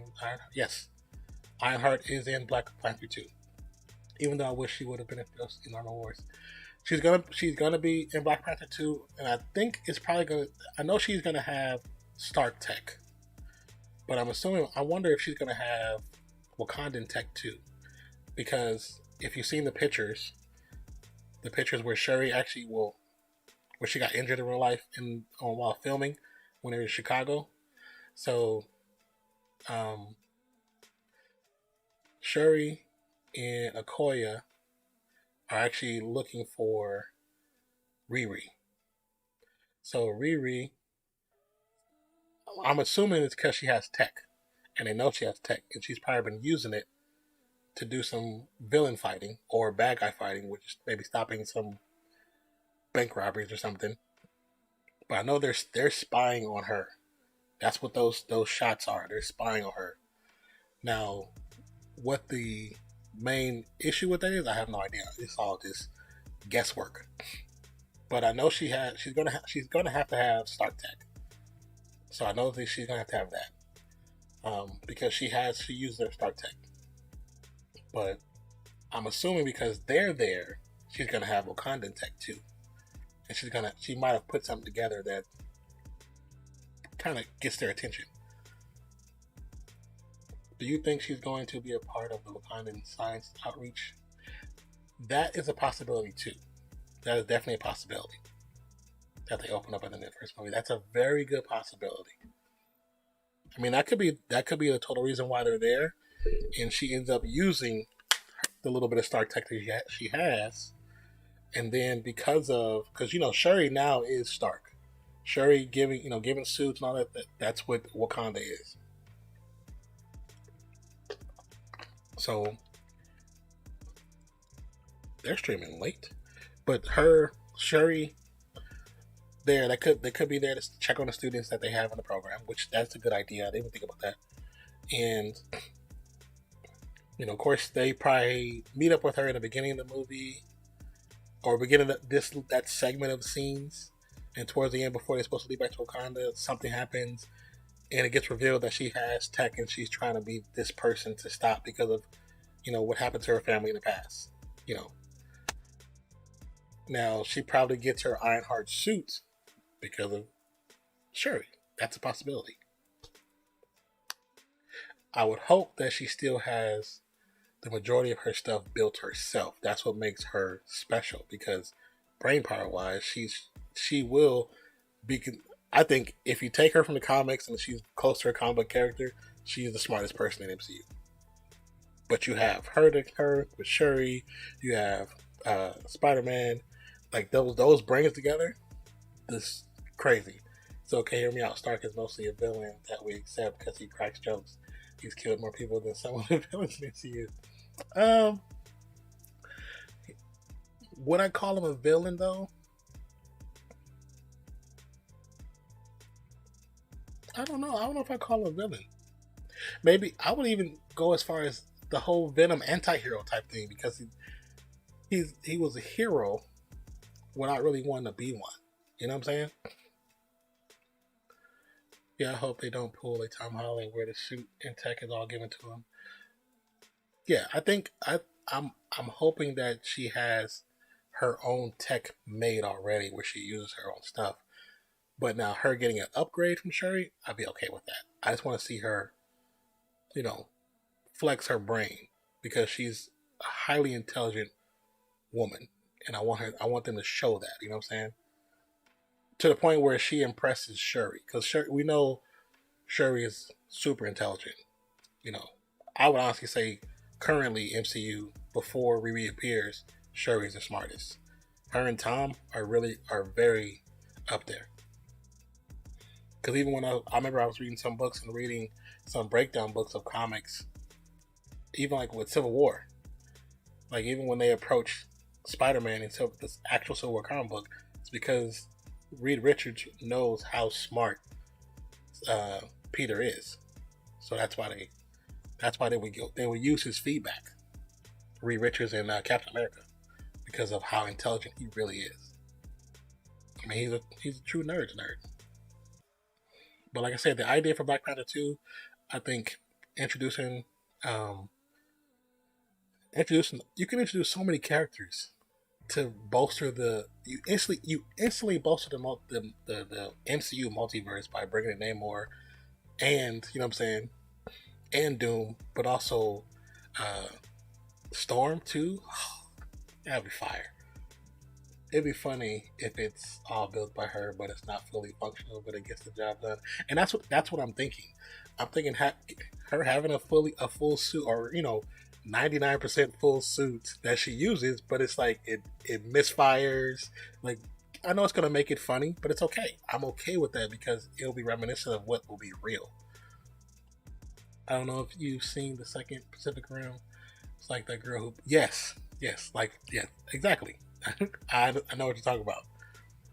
I will be okay with that. I'll be okay if there was issues because there's random parts that aren't supposed to be put together. But she's figured out how to put them together, and sometimes it just doesn't work. So I would be okay with that.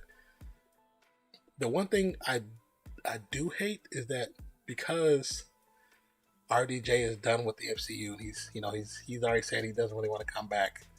We're not going to get that part of the comic book series when he becomes her Jarvis. Like this, his being, his essence is in the computers, and Pepper gives it to Riri, and he becomes her Jarvis. Because when Pepper finds out about Riri, they kind of Pepper goes to guide her, but then Pepper leaves Tech with her, and the Tech is actually RDJ's likeness in a Jarvis type setting, And I'm like, it'll be just dope to have that, but I don't think we ever will. I mean, if they got somebody good with tech that can make a AI setup, which they probably can, without having them even there, just use old stuff and redo it. It's very possible, but I think that would be dope. You know,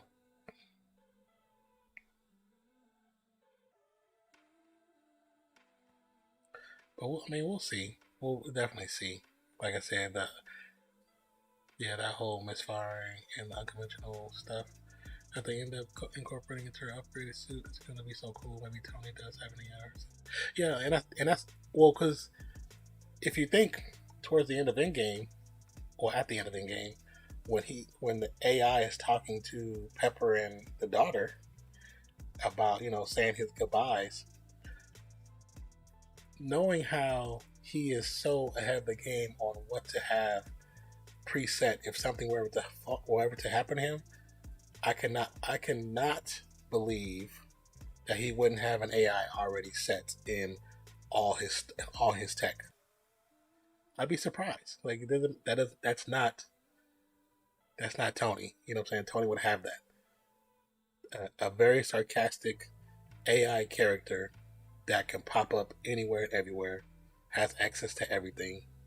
You know what I'm saying? That's Jarvis times 1,000. I couldn't see that not happening. It just wouldn't make sense. I know, right? So I'm almost surprised in Far From Home Peter didn't have any AI the whole movie besides the glass. Yeah, I'm actually surprised. Even if like when he was on the plane and he was creating a suit, like Tony's face popped up on the screen to kind of guide him to somewhere, say something smart, like some smart ass stuff. I thought that there's little touches which would give hints to Iron Fist, because we know she's getting her own series. She's getting her own series, and there's got to be something in there. And then I didn't talk about the Young Avengers earlier. We are, if you can't tell with all the TV series, we're getting the Young Avengers. They're being thrown at us slowly, but we're getting the Young Avengers. So, I mean, it kind of started with WandaVision and the twins. We know the twins will be back, and even though when they left they were like 12, 13, 12, I mean 10, 10, 11, 12. When they come back, they're gonna just make themselves however old they want to be. But we got Miss Marvel coming. We got America Chavez is coming. Of course, we have Kate Bishop. She's gonna be there. Technically, Spider-Man is gonna be there. So I feel like we're robbed with no Tony and Reed interaction. Yeah. And that's another reason why even just having the AI for that interaction, when they, I think that would just be just good stuff, And that's the sucky part about them not having the rights to that. And it's because I've been around and, and seen so many iterations of Fantastic Four, and I'm ecstatic that Marvel has it back. I understand what was happening. I understand why why Marvel did not have them. And a lot of people don't realize that Marvel was on the verge of going bankrupt, of losing everything. And when they started releasing off the characters, is the only way they could stay alive, because the comics for a long time they were selling, but not enough to keep them afloat. So they had to do that. They had to do that. And unfortunately, we have a lot of bad movies in Marvel worlds that are total trash, you know? But, I mean, like for myself, growing up and seeing all the Fantastic Four, even, what year was that? The real first one? Not the one, not the one with Chris Evans. There was Fantastic Four before that. So, if you don't know, there was a Fantastic Four before that. It was so bad that it never hit the movie theater. It never got the movie theater. They shelved it before it can even be put out. I missed the past minute or so because of ads, but and Cho from Spider-Man, that's supposed to be Iron Spider. Oh yeah, Hulkling. Now, Anthony Rios, what's up? I think if I read correctly, the Hulkling is making an appearance. Is it Hulkling? I'm trying to remember, who was it? I think Hulkling is supposed to make an appearance in. I have to go back and watch my own videos. But I think is it Hulkling? That cartoon Agents of Smash. I actually did watch that. I was thoroughly amused. It took me so long to find a live watch because I rewinded so much.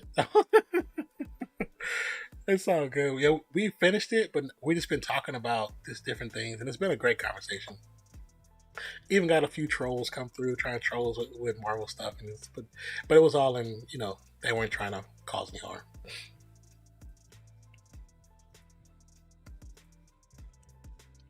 Yeah, because most of the people, after they watch him, they probably talk to people for maybe like 10, 15 minutes and then bounce. He said this What If series was everything. It was actually really good. I like what they did with it. I like the different topics and different things they approached and different characters they brought in. I really enjoyed it.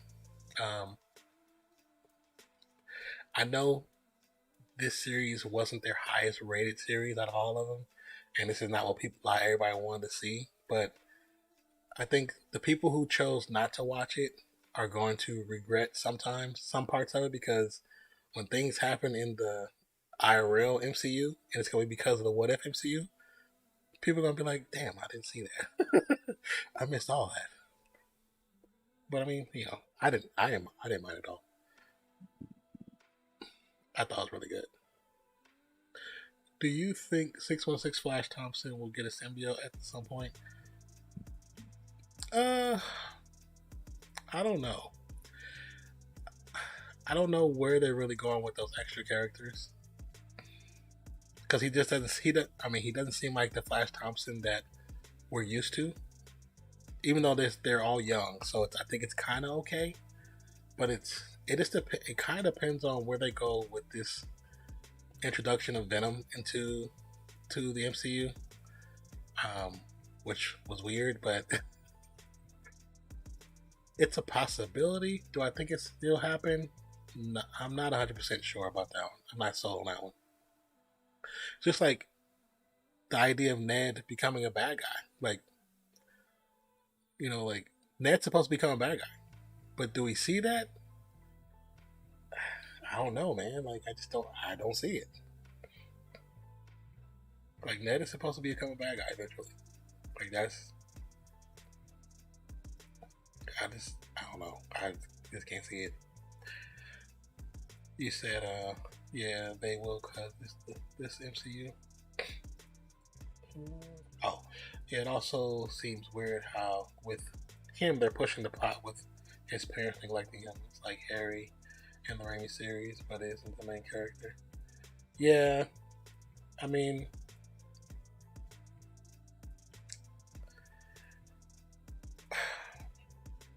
even though like the characters are developed in their relationships toward Peter, but in their existence in, you know, Peter Parker world, you're just not sure where they're gonna take them. You know what I'm saying?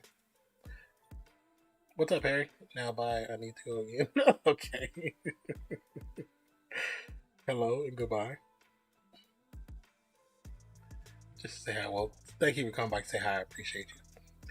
I don't know. I really don't know where they're going to really take them. That's what's great is that I rewatched Captain Carter, Strange, and the Ultron episodes while watching for this last episode.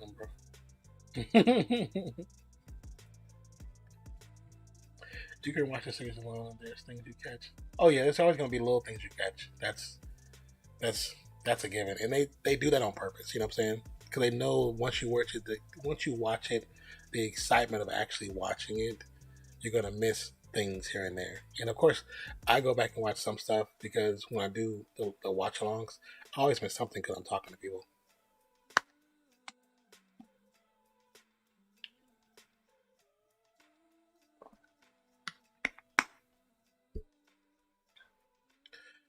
I 100% had a theory for Far From Home before it came out that Mysterio was going to cause Peter to kill Ned's girlfriend and turn him against her. I don't even think that Peter would have to necessarily kill his girlfriend for him to turn. Even though they do have a strong bond, we all know in the world, woman can cause that bond to rift sometimes pretty easily. Because I think in one version of the comics, the character that Ned is based off of, basically, Peter starts dating her when they're both at the Bugle, and that is cause enough for him to become a villain in the comic books. So it's like you could do that even in the movies and still be the same, still have the same effect. Say Marvel winning. Next year should be a good year for DC though. They should have some good stuff popping out. How many times was Mephisto mentioned tonight? Oh man. I would say at least 10.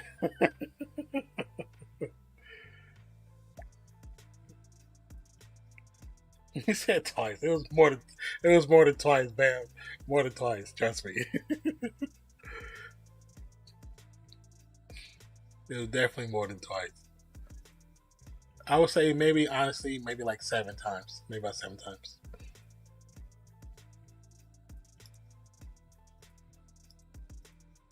But it's all good though. It's all good.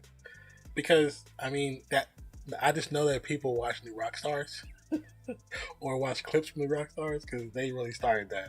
Eric Boss started that, and I'm here for it. I'm 100% here for it. I like that they put respect on trying name though. Yeah, I think they did. I think they did him right. They did him right. Very comic accurate. Of course, they changed some things, but I still enjoyed it. And I like what they did with him.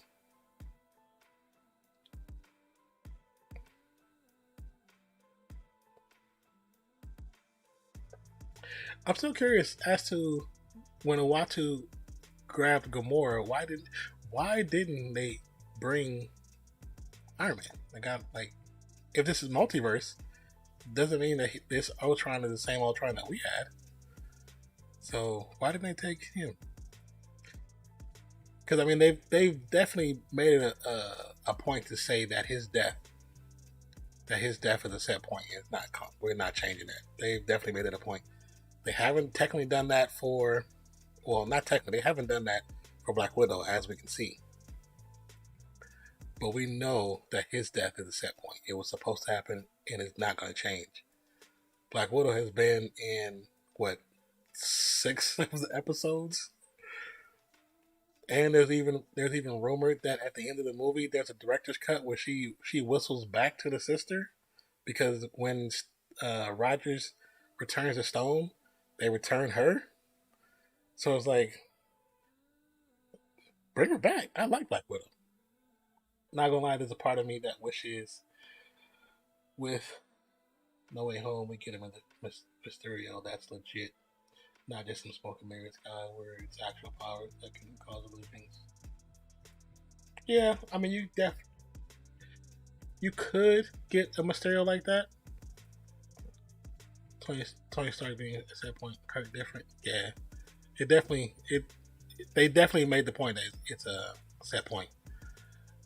It's the possibility of Mysterio is still there because it doesn't have to be the the person from the original movie because I believe Mysterio. There's more than one person that played Mysterio, correct? Isn't there? Like some of the Spider-Man villains have multiple people that played them. He said because if they brought Tony, he would have tried to sacrifice himself to screw up the plan with him dying because that's all he does.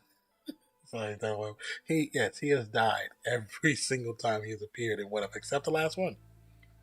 We didn't see him die. You know, all the others we've seen him die.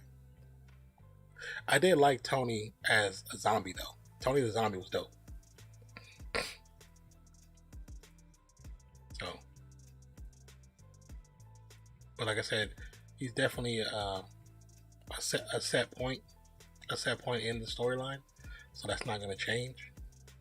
But the idea of Black Widow returning will be dope. So when is the Sinister Six pulling up? Hey, probably No Way Home. the way they're doing it, it's probably No Way Home. At least we're going to get a version of the Sinister Six. Wish they would have brought Peter from Zombies into the final fight. Yeah, they could have, but just probably because they have something bigger set up for him, you know. And plus, the last time we seen him, he had the cloak of levitivity on. So and it's probably just a nod to him being with Strange in the next Spider-Man and the next Strange movie. Sucks that Widow won't return through since Scarlett's done with Marvel after the whole lawsuit. She's not done with Marvel. They gave her extra $40 million. They gave her $40 million, and I think she said she was cool with that. And she's happy. She said she was happy. From what I seen her quote, she's happy to work with them again.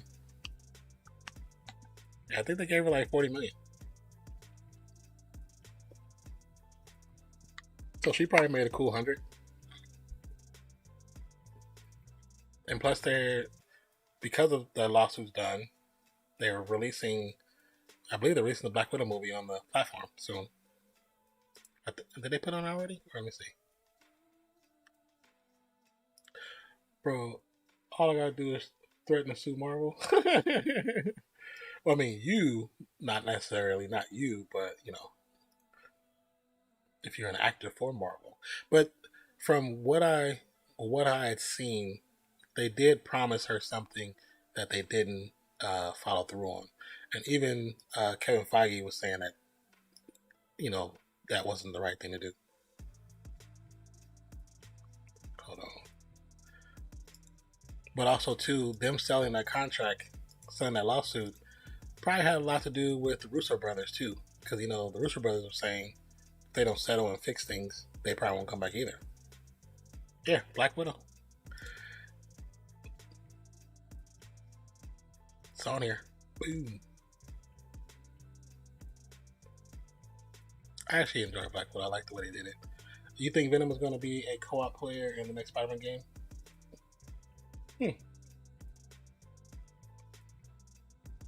I don't know. Well, I know. Wait, isn't he? Okay, I played the first Spider-Man game. I don't remember seeing Venom in there. I have one side mission to play, and I have not touched the Miles Morales side yet, so I don't know if he's in there. I believe Juggernaut's in there, or Rhino's in there, but I don't know if Venom's in there. They could make him a side mission story like they did in the first, like they did with like Black Cat and all those in the first Spider-Man game. Sorry. Okay, I hope to God that the kids of Ditko and Stanley doesn't go through and take the rights back from Disney. Can we all agree Captain Marvel is a terrible person? I don't think Captain Marvel is a terrible person. No one's gonna get me to say that. I know a lot of people don't like Captain Marvel, but I don't hate Captain Marvel.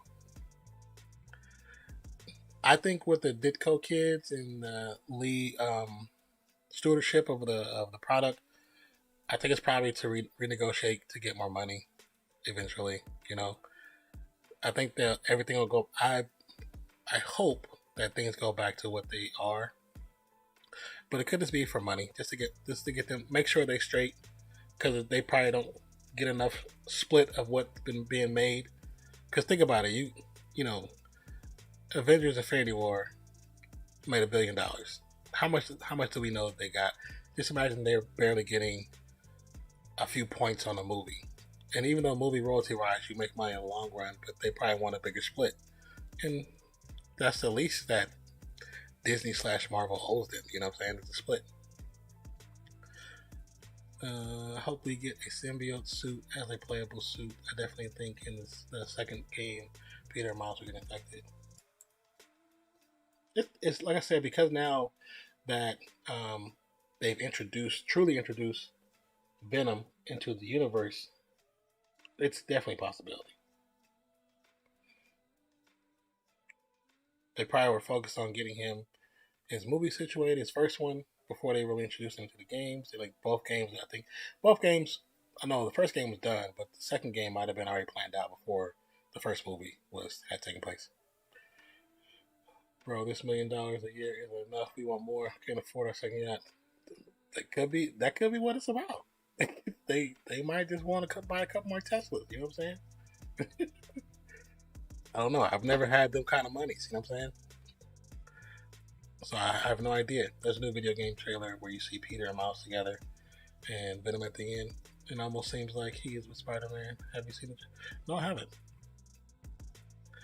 So I'm on Instagram and Twitter. People, there is like 2 people right now that when they see things like leaks and everything, they send it to me on Instagram. There's trailers, or just somebody's video that you want me to see or react to, you can send me links.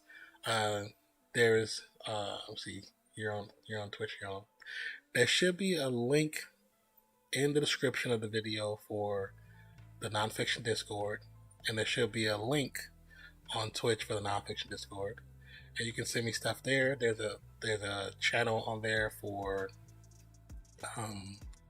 the future videos, so you can send stuff there. But like I said, Instagram, Twitter, you can send messages, send me links.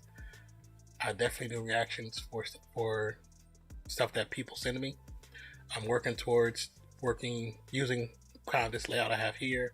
I'm redesigning this layout from this layout for this podcast idea that I have with a few other people. As you can see, it says Tech, Entertainment, Gaming, News up there. So that's all a part of that new branding.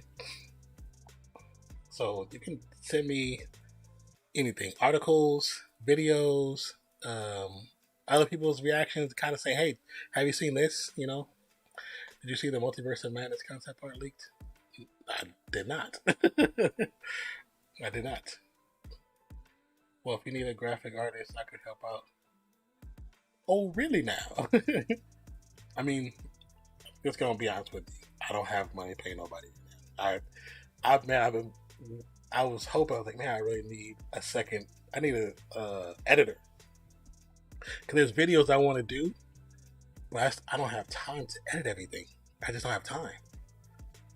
But I mean, Bam, are you on Instagram? Right.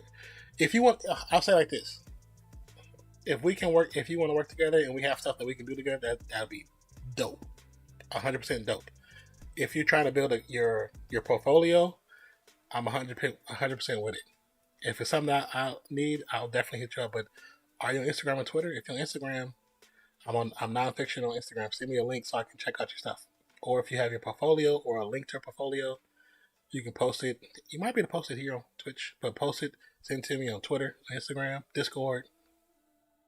If you're in Discord, send me a friend request, friend invite. I need to close my friend invites because I've been getting a lot of bots. I thought I closed it, but I don't think I did. Yeah, but regardless. But definitely, hold on.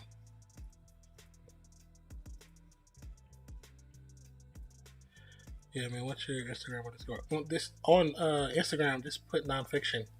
And are you on here. Okay, so yeah, that's, let me see. That's the main YouTube, the Instagram page, the Twitter page, the Discord link. Let me know if that link is still active. If not, I'll have to re-up the link.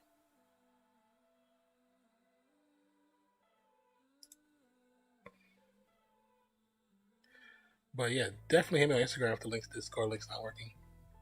I probably have to redo it. But I'm always looking for people to like work with, you know. Because like I said, there's some things I want to do with a couple different series I want to watch and get stuff edited down. It just takes time to edit that stuff, and I don't always have time. Not like I have a job or anything. It just takes a lot of time. Yeah, see, that's you on Discord. I just got a notification.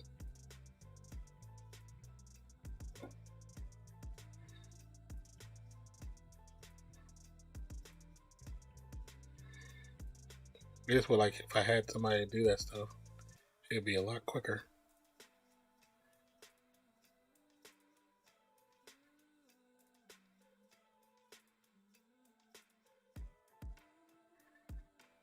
Is that Jam Customs? Alright, follow this. Is that you, Jam Customs? Just want to make sure that's you.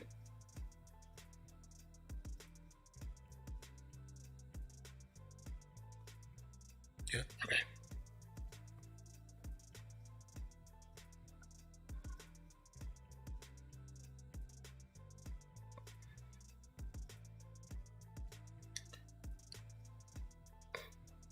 I'm follow you on Instagram as well.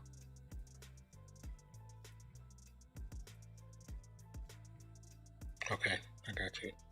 Jam Customs official. The monster trucks. I'm alright. That Loki monster truck is dope. That's cool. That's really cool. That's really cool. What was the most popular guess for first mutant to appear? You said what was the most popular guess? Uh, I think everybody said Apocalypse.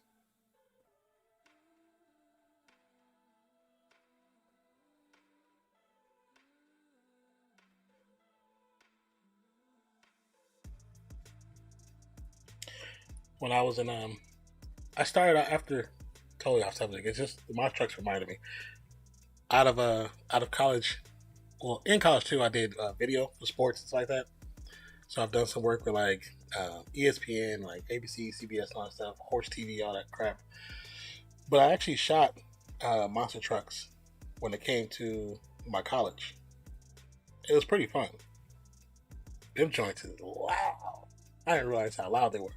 So yeah, I finally got Photoshop, so I finally have a lot more that I can do. Man, Photoshop is a key, bro. And I don't have Photoshop. Actually, you can help me. Yes, you can help me. You can help me. You can definitely help me. I have another artist that I met through some of my reactions. He does watercolor paints, and he did something for me for like a new logo that I freaking love, but I think it's dope. But I need it to be reproduced because he doesn't really have Photoshop like that. So it was kind of done on a phone program, which is still cool. But I'd had him do it so I can have the initial idea, so I wouldn't lose that idea. But I need to redo it in a more a better high quality format.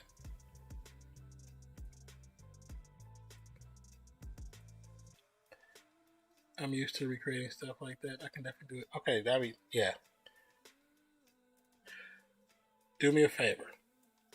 Before you get off, send me a message and just say, don't forget to send me the logo. And if you want to introduce yourself. You know, I'll introduce myself on there. Back to you. Yeah, I really like that Loki one though. I mean, that'd be dope to have Loki go across in the vehicle. That shit's dope.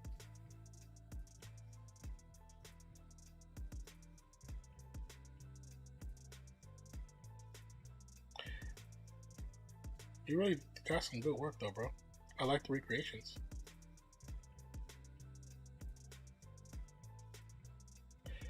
Digger's Dungeon. Is that the new Gravedigger or something? I used to watch them when I was a kid. There's so many more now. It wasn't like that when I was. I mean, of course you had your handful, but yeah, what was the? It was one that was like Hulk Hogan. He had one. Gravedigger. Uh, damn, it was there was another one. Thanks, man. I appreciate. I designed a few toys for Monster Jam. Wow, did you? That's dope.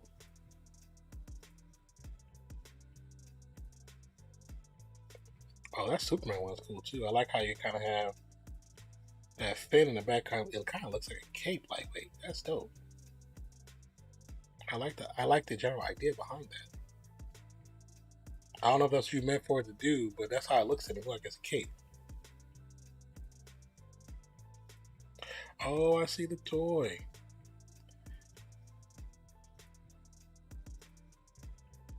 That's cool.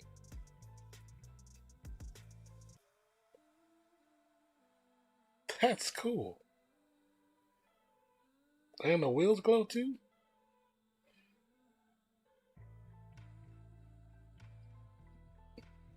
I would play with that. It says scroll down, you'll see the cap on it.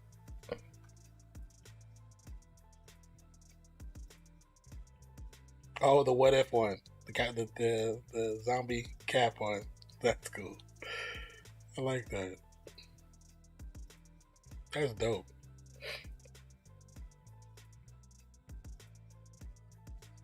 Oh, you did an old school looking grave digger. Wow. Oh, that's the original grave digger? I never knew what they really looked like. That's cool. Well, that makes sense. That's why the front looks like that. That makes sense. Mohawk Warrior. I can look through these. Hawaiian Bunch. Hysterical. Monster Mutt. That's dope. Max D. It's pretty cool. These are really cool. Ah, the West Coast Customs one. Did they make one like that for real?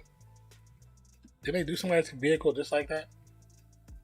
Yeah, that's the first scheme Dennis ran before he painted it. Oh, real? That's. I did not know. I did not know at all. That's really cool. Yeah, we pushed hard for the wheels. Yeah, the fact that they glow is pretty cool. I mean, I don't know how well they sold, but if I was a kid and I played with them, I would definitely want that one.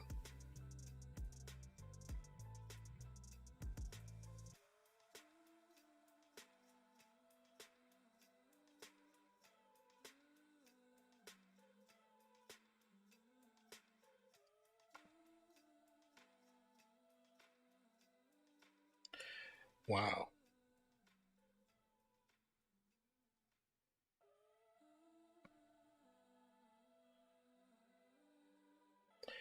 The Captain's Curse, that artist. Wow. The detail is amazing.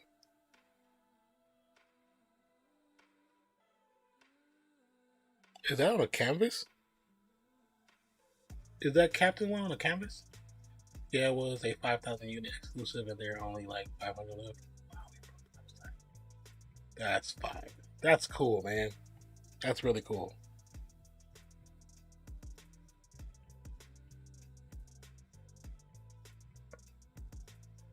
Captain Black, Taylor Andes. Is it for? Are all these done by one person, or this is a crew of people.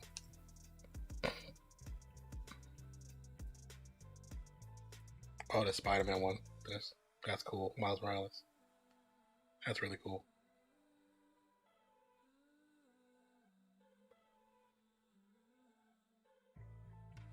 Doctor of Darkness.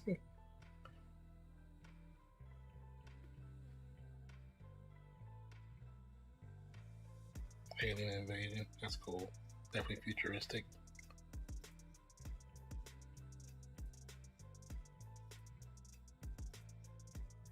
Oh, that's cool for September 11th. Respect that one. That's cool.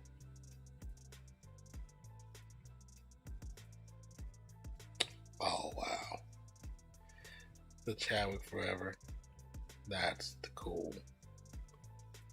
And you're using the right purple too. That's dope. That's what I was trying to think. Bigfoot. Yeah. That's cool. It was it was on, I think it was a 3-foot by 1-foot cardstock paper. Okay. Yeah, it was all done by me. Yeah, this work is really good, man.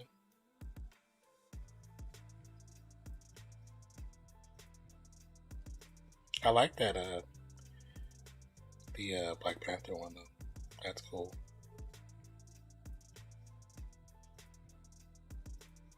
That's really cool.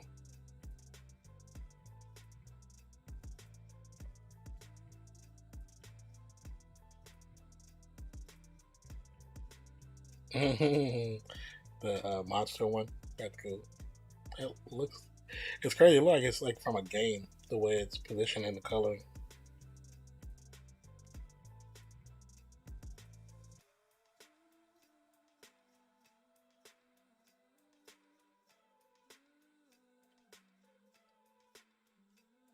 You've got some really great exposure, bro. Look, I'm like reading some of the stuff that you talk about.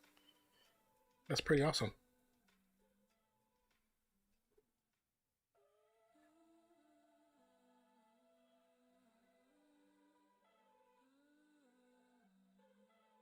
I might have to look at these later because I'll be sitting here looking at these the whole time. Y'all just people just staring at me.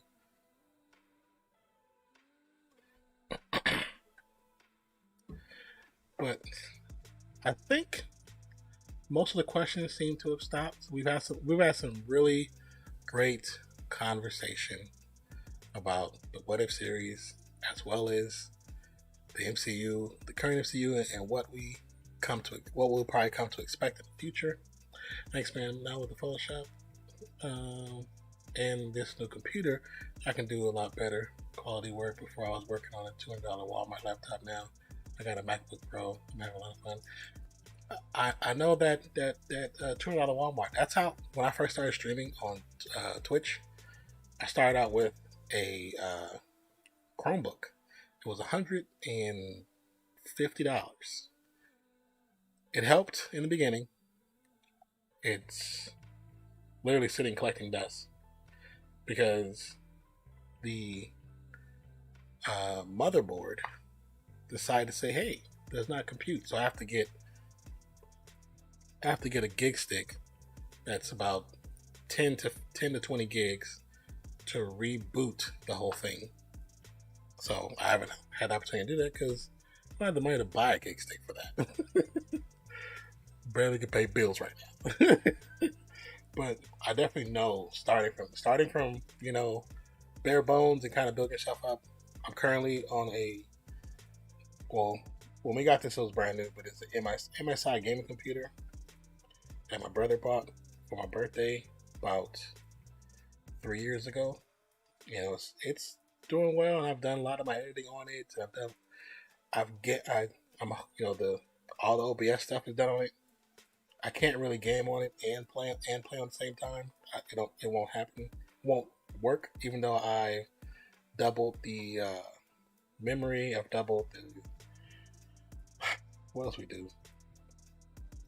We replaced the batteries. Well, I have the battery. I haven't put it in here. It's all by cord right now. But I have the battery. I have a brand new battery. Put new memory in there. Upped it from 8 to like I think we're at. Oh, am I 32 now? I think I'm at 32. I can't remember. It's been so long since I did that. Yeah, I definitely know the situation. Honestly, help started where I do this, so it could help me be where I am. Yeah, you know, so many people when it comes to like creating content on YouTube or Twitch or Facebook, wherever you want to create content, people are constantly waiting for that moment to have that perfect setup. Just know this. The setup, no matter what you have right now, your setup is perfect when you have it. When you start. When you start is the perfect time. You know, because when I started creating content, I'm gonna be honest with you. If you go on my page on YouTube and you go back to scroll all the way back to my first video, what got me started doing reaction videos, like actually, was watching Spider-Man, the first one. Seeing that first one gave me the extra push to get on YouTube to start creating. I always wanted to create, didn't know if I would be, would be able to do it, but I used to watch.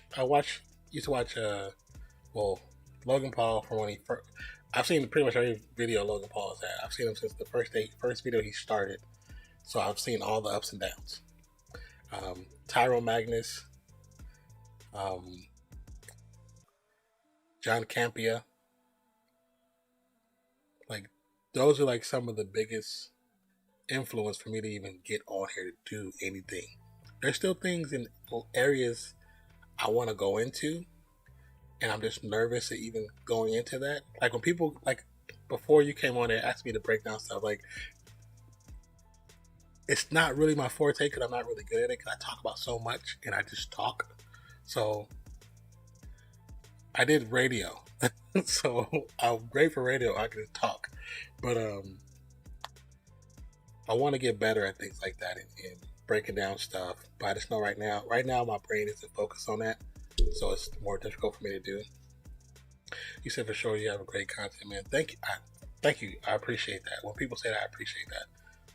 Because I enjoy doing reaction videos. I really, really do. I like seeing different things, and I love the journey that we're on right now with the BTS and me learning about them, and Sean Liu and Casey Rice with the dancing. It's something I would never have originally done reaction videos for. But all because of reacting to a Bella Porch music video, people started requesting stuff. And if not for Bella Porch and branching off into freaking BTS, I wouldn't even have the number of subscribers I have right now. And it's not even, as some people were saying, it's not even a lot. Yeah, it's not a lot. It's a lot to me. Because ever since Adpocalypse happened on YouTube, I was stuck at like 600 something subscribers. I was stuck for like 2 years. 2 years.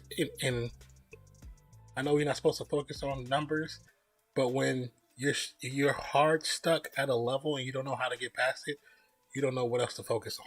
You know what I'm saying? So for a long time, I would gain like 10, 15, 20 subscribers, and then the next day I would lose 10, 15, 20 subscribers.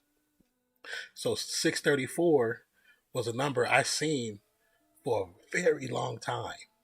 So now, like with all this new stuff coming in, you said, dude, I felt that up until recently. It felt like my stuff was ghosted. I understand that. And even now, like, there's certain videos I do, like, okay, so I'm not sure if you're really into like following social media trends and stuff like that. Facebook went down, right? Facebook, Instagram went down. The day before that was they did an interview for this young lady who is a whistleblower on Facebook practices and how Facebook is basically using its powers for bad. I didn't know that. I know it came out before the whole thing. I just know when I woke up yesterday morning, it was recommended to my YouTube. I started watching it. I was like, let me do a reaction video for it. Started doing a reaction video for it. Posted it.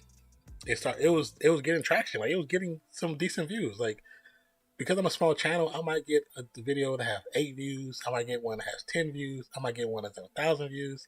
Then I might do a BTS or a Shanlu video that get 1,000 to 50,000 views. But in numbers, when I hit like 10, 12 views, that's like normal. So it doesn't bother me.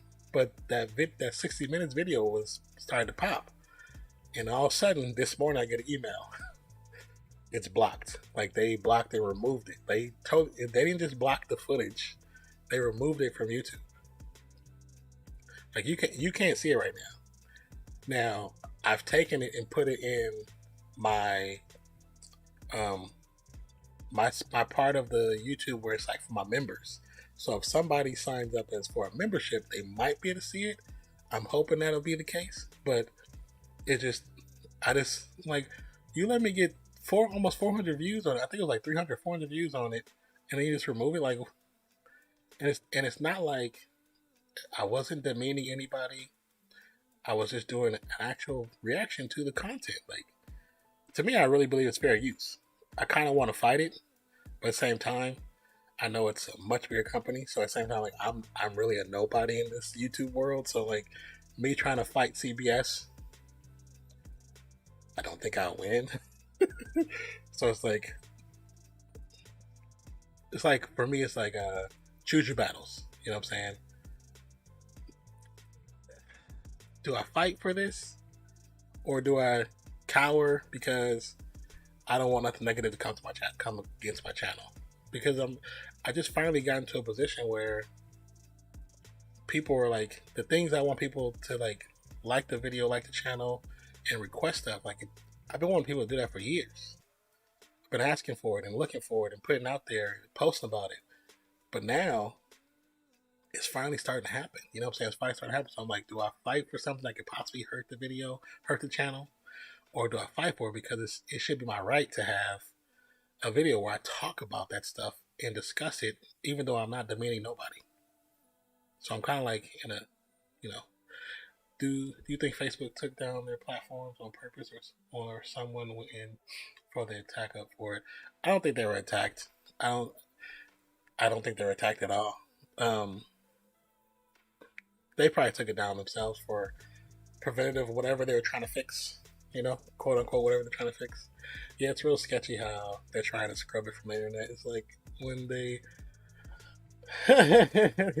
yeah, no way home trailer got leaked. Yeah, but it's weird because at first when I got the email and I saw that it was being blocked, I was like, nah, Facebook couldn't have blocked my video. My videos, I'm a nobody. You know what I'm saying? Like I'm not that type of channel where it was something I wanted to do because I want to get into doing more podcast style stuff. So I want to talk about different things, not just movies and sports.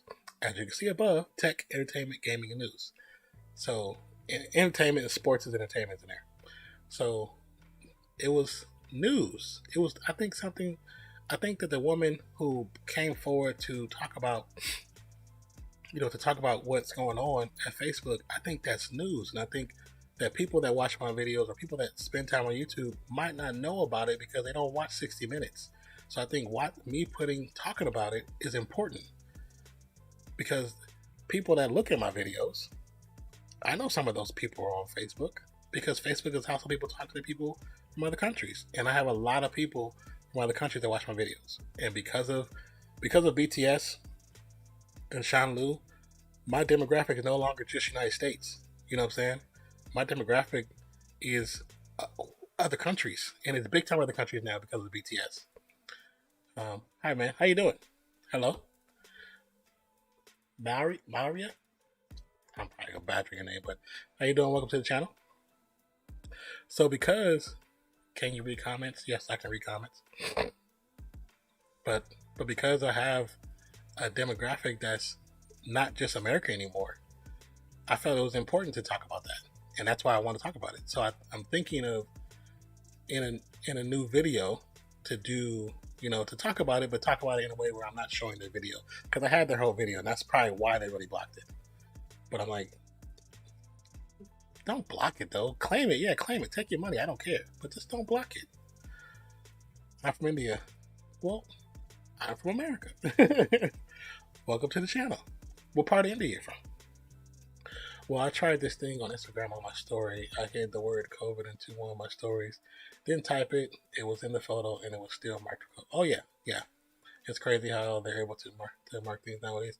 Oh yeah. So with your YouTube video, when you post a YouTube video and it's loading when it's up with Mumbai. Okay, that's what's up. And well, welcome to the channel. My name is Nonfiction. We do reaction videos. We do watch-alongs for sports. For as you can see, the What If series. We also will be playing video games. We mostly do that on Twitch, but we'll probably start doing it on YouTube as well. But welcome to the channel. Help you look around, check out videos. You know, help you like what you see. But so when you upload a video on YouTube and it says processing. Well, what's actually happening is that it's being scrubbed, and as it's being scrubbed, it's visually being scrubbed and sonically, where they're listening to every word you say. That's why they know if a person curses within the first few minutes, automatically the ratings go down as far as your monetization. I'm seeing you from a long time. You've been watching for a long time. Well, that's awesome. Thank you. I don't remember everyone's name. In a lot of videos that get big hits, I don't remember everyone's name. I talked about everybody, but I don't remember everyone's name. So when they're listening, if you notice, that's why some content creators they'll say panorama, they'll say Pythagorean theorem, but they won't say pandemic. They won't, or if they want to curse, they won't curse because curse words in the first few minutes will make it no longer able to be sent to. It won't be like family oriented. You know what I'm saying? So because of that, we have to carry ourselves a certain way to make sure content gets out. You know, I'm saying from 2017. Oh wow, really? That's dope. that's really cool. Well, welcome to the future, baby. Well, thank you for being a part of the channel for so long. I truly appreciate that. Anyone and everyone who has joined the YouTube family and the Fiction fam have been a part of it for a long time. I am definitely grateful because this channel has had some growth issues and had some hard times where, even to the point where I, as a creator, were so frustrated that I walked away from YouTube. And that's when I joined Twitch, when I walked away from YouTube.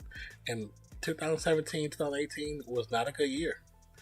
I probably did maybe 20 reactions in a 2-year span because of things that happened where the numbers the growth stopped, the reactions I wasn't motivated. I wasn't happy in doing it. But now coming back, like I said, coming back end of last year, coming back and really starting to get into doing reactions again. It was things just started. Had better feel for stuff, and like I said, because of Bella Porch, being a supporter of Bella Porch and wanting to do a reaction to her video, it opened me up to a whole other world. So I'm appreciative of that. Just keep going on. Someday you will be on your peak. Well, one day, yeah. You know, here's the thing. I do it to grow and build something from it. It's not just to be rich. You know, that's not what the end game for me is. To me, the end game is to be able to build something from it in a brand where I can use that brand to help other people. Like, I like helping other people. That's what I do. You know what I'm saying? And if I can use it to get other people exposure, help it to raise money for the No Kid Hungry Foundation, which is what we stream for. You know, it's one of the foundations that we stream for. If you put ! donate, it'll give you information on the foundation, as well as what it's for. But it's for to raise money for to fight childhood hunger in America. Right now, 1 in 7 kids go hungry every day. So No Kid Hungry is under the mass brand of share our strengths, and every little dollar goes a long way. $1 equals up to 10 meals for one single child. So over on Twitch, you might see me stream. A lot of times I might have a logo up for the No Kid Hungry, and that's just a big thing that really, it's near and dear to my heart. So, but we've done several campaigns to raise money for No Kid Hungry. And of course, we haven't done no crazy campaigns, but the first time we raised like $75, second time we raised $100, third time I think we did $300, and I think this is the fourth time that we have a new campaign. So, like I tell people, every bit actually counts. So it's not like some people saying, "Oh, they give a percentage." I don't get none of the money. The money goes straight to the nonprofit. So. But that's to anybody. That's not saying you have to donate. It's just letting you know. The only thing you see go to me is if you're on Twitch and you do this sub goal, that eventually goes to me in the long run. But that's that's not even what we're talking about. But thank you, Vivek. I don't even know how to say your name, bro. I'm gonna say Vive. But thank you, Vi. I appreciate you. Thank you for being a long-time subscriber on the channel. Also, we have memberships coming up very soon. So if it's something that you might be interested in the long run, join up.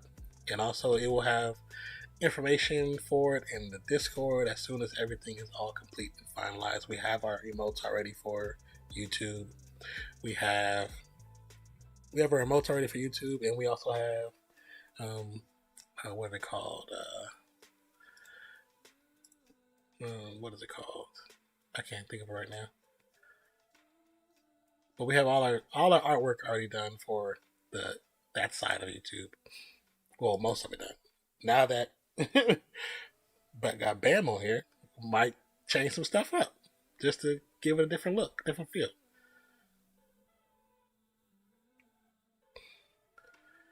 But man, it is 4:20 in the morning. 4:20. That's terrible. And I probably need to go to sleep. I have a lot of videos to react to. Reality can be whatever I choose it to be. Very true, it can.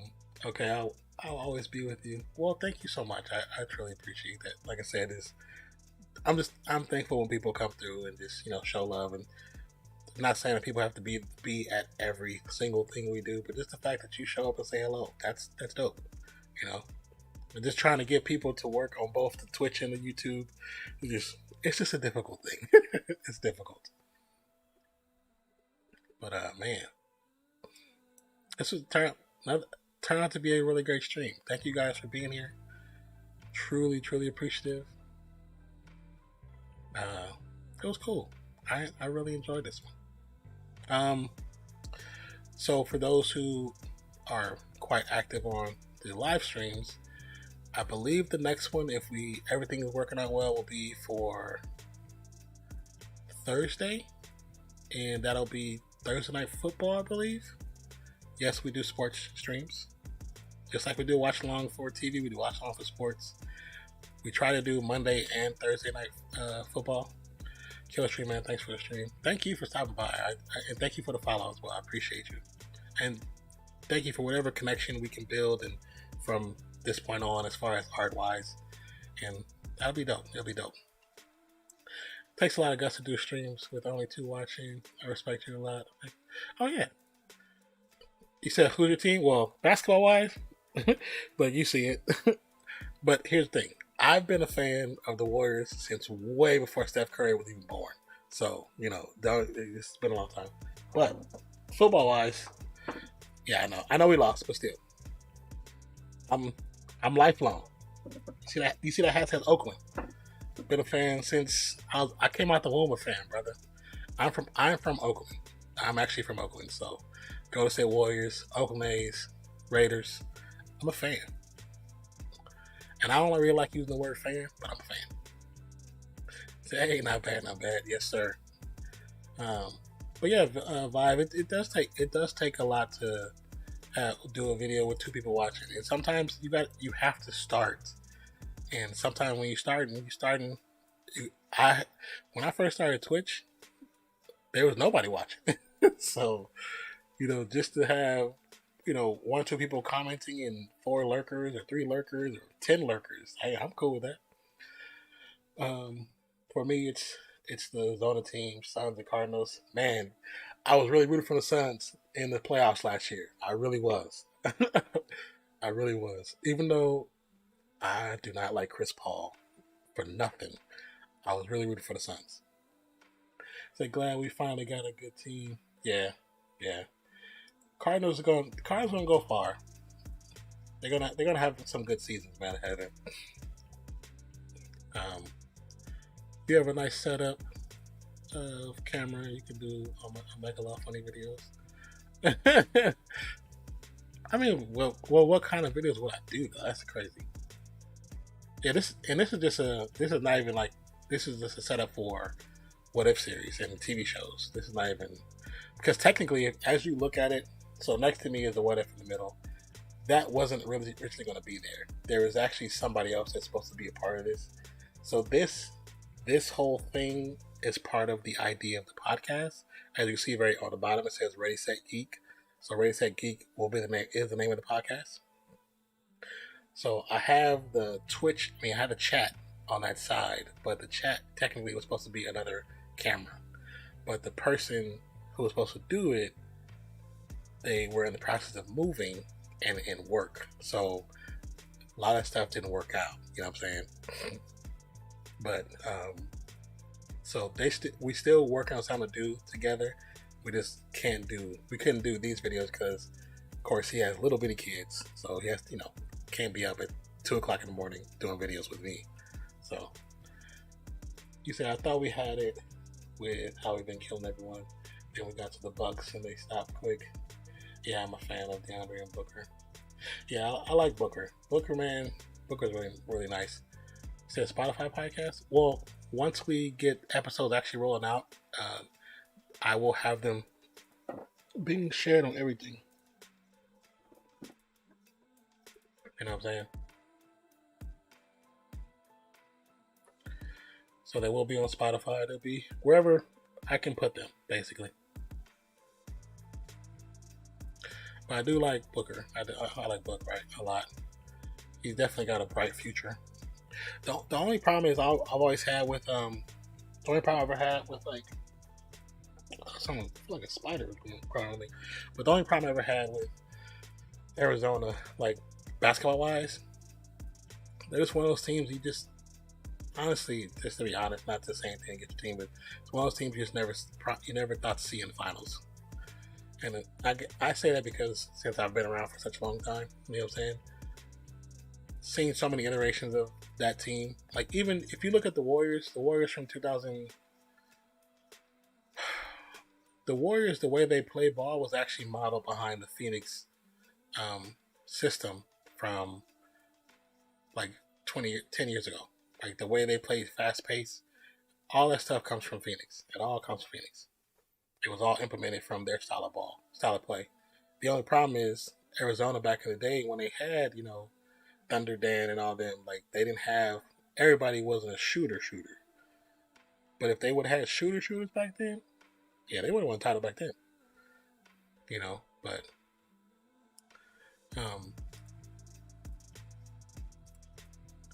But yeah, but yes, the podcast, once they start rolling out, they will be available. Once I'm working on creating a profile for the podcast so they can be available at multiple places at once, basically.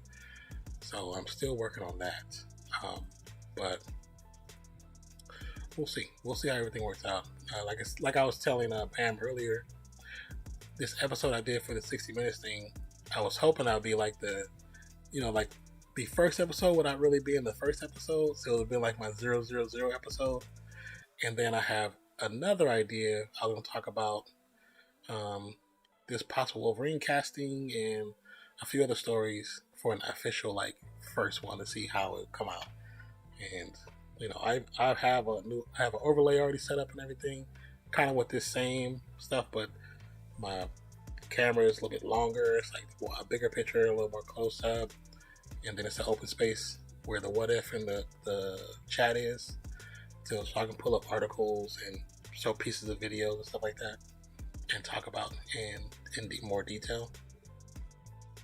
The Ready Set Geek logo is a little bit smaller and it's put to the side. I just realized something. Hold on. I just noticed that this frame is moved. Yeah. There you go. Nope. But yeah. So got hit with 5 ads, but yeah, we're very hit and miss. Arizona has a curse. We can go to this and never sign the check. Yeah, it's been around for a long time, man. It's not a new thing. It's not a new thing at all. Where I stop off at? When we get there, same with all the other sports in Arizona. They've all given to their championships, but can never win it, and don't even get me started with Diamondbacks. I've never seen a team suck so bad. You know, and the Diamondbacks they didn't always suck too, bro. But that was like in like the 90s. They had, 90s, early 2000s. They had good runs, but they could never pull it out. So the Diamondbacks didn't always suck.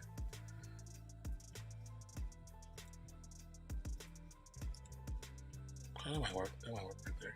I'll give it a little glow on the bottom, so it'll be okay. You said, yeah, 2001 was our last year. You might be right. That's kind of. I'm trying to think last. I haven't really watched in a long time because being an old head, you know what I'm saying. The last, last walkout and protest type thing happened.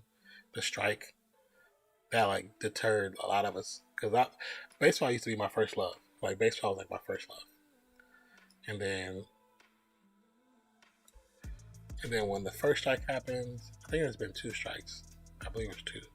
Well, when the strikes happened, it just messed up everything. Everything that we felt and loved about baseball just didn't change. You know what I'm saying? I mean, it changed. I mean, not didn't change, but it did change, and it just wasn't the same ever again.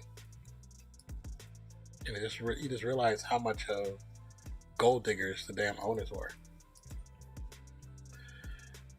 Here we are, 20 years later. They're like 40 and 100. Are they really? 40? Wow, 40 and 100. That's crazy. I only really pay attention to their ranks, honestly. Yeah. I mean, when you do at college, the college teams usually have good players. But I mean, being Pac-12, I think they've only had like a handful of times they've gotten to the title, right? Or title opportunities.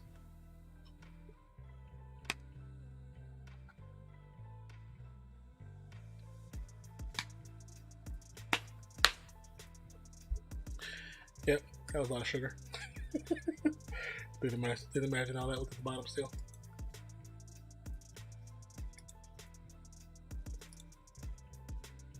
Okay, so yeah, my college football team sucks this year. Oh yeah, they've had some good runs too though. But then all those dope quarterbacks y'all had, they're all the pros right now.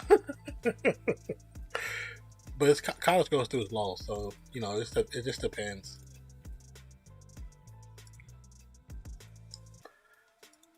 I have to pee so bad.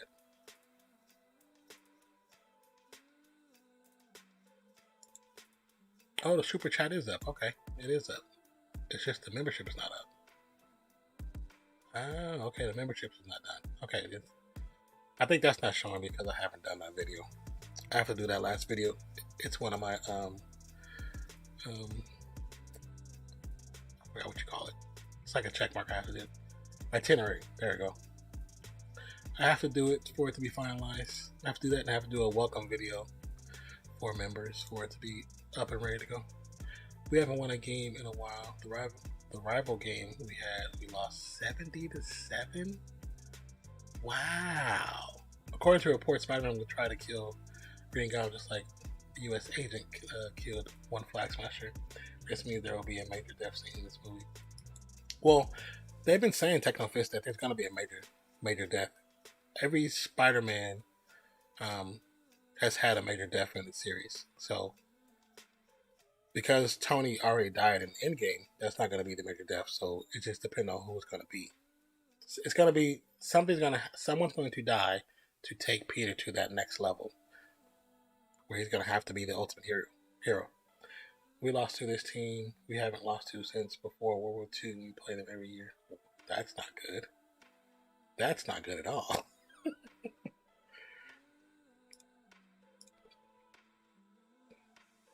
That's really not good. My money is either one of the spiders are happy. Okay, so here we are. I think the person that dies should be the Tobey Maguire Spider-Man. I know it's not going to be like the thing that people want to hear, but for the story, I think he should be one of two deaths. I think he should die just because it closes his arc, gives him his perfect ending as a hero, allows Tobey to die as a hero, allows the fanboys of Tobey Maguire to go be happy. Because I mean, at one point, I was one of those guys. You know what I'm saying? And this is how I look at it. When Tobey Maguire first donned the suit, I was ecstatic because I am a Spider-Man fan. I love Spider-Man. One of my first comics I ever read was Spider-Man. It's what kind of got me into comic books a little bit. Like, really got me into it. So when they brought him onto the big screen, I was ecstatic. I was happy. Of course, I had complaints and things that I wanted to be different, but I was happy to finally see it on the big screen. Then we got Andrew Garfield. I was okay. I can roll with this. I think he's a great actor. Cool. Then, 20 years later, we get a young kid who comes in the Civil War and says, hey. And his acting as a nervous teen trying to impress some of the greatest heroes on the planet was perfect. I know you guys are commenting. I'm just trying to finish my thought. This is what I think. When you break down Tobey and Andrew, Tobey is great as Peter Parker, but he honestly kind of sucks as Spider-Man. Andrew is great at the Amazing Spider-Man, but kind of sucks as Peter Parker. And this is the reason. Just put up Andrew a picture. Andrew looks too cool to be the nerd in school. He looks cool. You cannot get away from it. I don't care how much you dress him down a polo or button-ups. He looks too cool to be Peter Parker. But him with the mask on, the way he carried himself, his quips, great as the Amazing Spider-Man. Great. But Tobey in the suit, now that we have time to look back, he's not really Spider-Man. He's Peter. He's definitely Peter. He's your neighborhood nerd, dork, whatever you want to call him, geek, whatever. He's perfect. But them two had things about them that didn't fit the characters. When we got them, we loved them because that's all we had. But now that we have somebody like Tom, who's able to not only be a teenager that we've always needed, he fits as a nerd and fits as awkward Spider-Man that's growing up through all this craziness in the MCU. So he fits perfectly. And for people to say he doesn't, it's just because they want their Spider-Man to be the Spider-Man.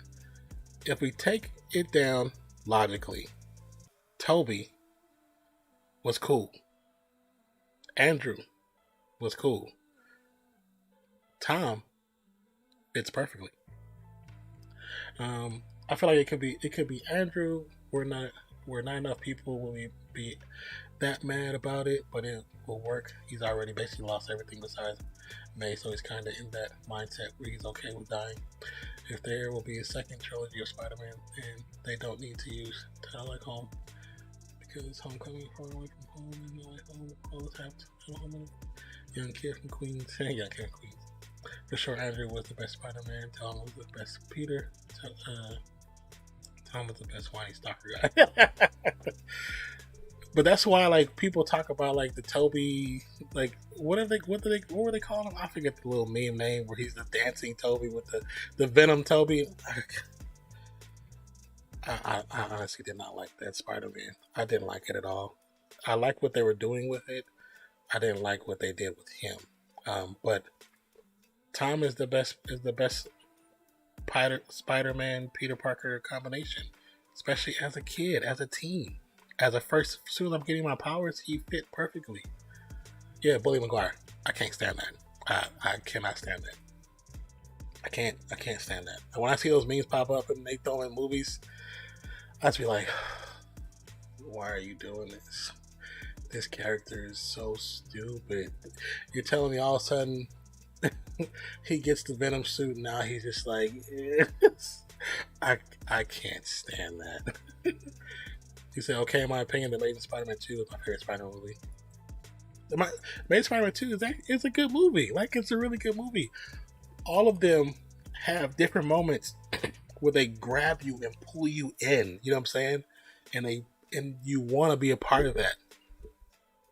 Toby, when he's Spider-Man and he's fighting Doc and he's, on trying to stop the train from going off the tracks, and he's shooting the webs, and he's shooting, and he's holding, and he finally slows down, but he's wiped out from being battered and beaten, bruised by Doc, and he doesn't have his mask is ripped, his mask comes off, and the crowd is kind of carrying him into the thing to the back, and they lay him on the ground. It's an amazing scene, great scene. Andrew, when he's trying to get to the battle, basically. And all the men who shouldn't be working at nighttime. I don't know why they're working this late at night. And they swing all the machines this way. He starts swinging between them. And he's swinging back and forth just to get there. It's a great scene. When Spider-Man first interaction with the police. With the robber. And he's like being jokey. And he's showing his quip. And he's like shooting stuff really quick. That was Spider-Man. But I still feel and think that Tom is Spider-Man. Like, that's just like my thing. Like, he's Spider-Man. Like, he's telling you that first movie, I was so convinced it started my channel. That's how convinced I was. You said visually it was amazing. It looked really good. His suit looked good. The way they did the shine, the glistening, how the camera came across, you could see reflections in the eyes. It was great. He's just a kid, bro. What do you mean, man? Looks like he's 30. If we can combine Tom and Andrew, it'd be perfect. It could be. I think. See, and that's the thing. And that's what I'm saying. Like, Andrew as Spider-Man in the suit was really good, but him as Peter was not really good. As it being the only thing at that time, it was amazing. But even then, I like this Tom because Andrew was, how do I want to explain this? Andrew, when he's in the suit and he's being his character, he's playing Spider-Man, all the things he's doing and saying is something that Tom, as he's becoming Spider-Man, will get better at, because he's still just nervous at being the hero. He's still just nervous at being a kid. So he's still learning and growing. And so when he becomes more confident in himself is when you get those quips, is when he's talking crap, or when he's saying smart remarks. That's when you start getting that. But he's not at that point right now. He's still growing to get there. He just lost his father figure / brother figure / uncle figure. He's still growing. He's still growing. And that's the thing, like, we need another movie after this one, so we can get that kind of like that beginning of that version where he's just become not necessarily an ass, but he's just a smart aleck kid. You know what I'm saying? We need that. Exactly. Tom pulls off the humble and nice one with and without the mask. Andrew was only like that. Exactly. That's what I'm getting to. I'm trying to get people to understand because I always have this conversation, and when I explain to people, people start to say, "Okay, well, you kind of have a point." Tom does it in both phases. Andrew is just with the mask on because when he doesn't have the mask on, he's trying to be this humble nerd. It's like, no, you're this really cool, good looking guy. Like, come on, man. Like, you can't sell me that. You can't sell me that at all. You can't. But like I said, when it was the only thing we had, I'm with it, 100%. But now that it's not the only thing we have, and this is our third edition, because now we know they're all part of the same. They're going to be part of the same universe eventually. This is our third edition. This was the best one. This is the best iteration. People are just stuck on nostalgia, and nostalgia. I mean, what's how we say it? Nostalgia is the enemy of invention. Basically, you create something different. Nostalgia makes it not good. First, I thought Sony will not release Spider-Man trailer in October because they were sure that they will Venom 2 do good at the box office, but because of his box office success, now it's possible. And then you said, did you watch Venom 2? Yes, I did. I just didn't do a review of the movie because I'm kind of stuck on that movie, and I still want to do like a short one because since it just came out, I watched it. I did enjoy parts of it. I think the movie as a whole, if we had to do a rating on from 1 to 10 or 0 to 10, I'd probably give it like a 6. Even though I enjoy parts of it, the ending fight was really good. I think it's also too I have a slight bias because Tom Hardy was somebody I wanted to be Wolverine, a future Wolverine. Even though he did Bane, I was like, well, he can still be a Wolverine. But now it's not going to happen because he's Venom. But that's another article. That's the thing I want to talk about on like a video. So I want to get people's reaction on that. There's one character I thought of. We talked about it last week, but some people, you guys weren't here, so we talked about it last week. Techno was here. I don't know if you remember. So we talked about last week, and then somebody brought up another person that I had to do some research on to kind of look at because they've done fan art of them. And I was like, I'm gonna talk about that. I want to talk about that in a video. Because I think I've been trying to say that for a while, but people are too defensive over Toby. Yeah, people. When I see people on Twitter say Toby's the Spider-Man, no, that's nostalgia talking. Because I can be that way too. That's nostalgia. You know what I'm saying? That is 100% nostalgia. It's the last time you've seen it, because a lot of them people who are saying, not all of them, but a lot of people who are saying that about Toby, they ain't watched none of those Spider-Mans in the last 10 years. They haven't. And they are neglecting the current Spider-Man because of nostalgia. You know what I'm saying? It's like with me watching the Transformers movies. The first one, I really enjoyed. Second one, we enjoyed it. Third one, there was characters I was enjoying to see. You know what I'm saying? But it's like, there was things about it that just wasn't Transformers to me. And that's nostalgia. And truth to fact, Netflix, the new Master of the Universe. I watched the first episode, and I have to edit the first episode and do I have a reaction to it, and I need to edit and break it down. But I want to do the whole series, and I stopped at the first episode, and I'm just like, this ain't my Master of the Universe, but it's nostalgia, because that came out when I was a child. That's a cartoon I used to watch. So it's like, Kevin Smith, you're a jerk. If that's really the approach you want to do, and Netflix, that's what you want to do, you know what I'm saying? But that's nostalgia.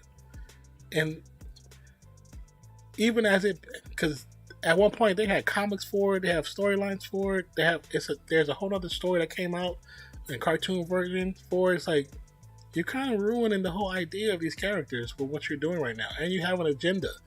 From the jump, there's an agenda. There's a true agenda with that cartoon.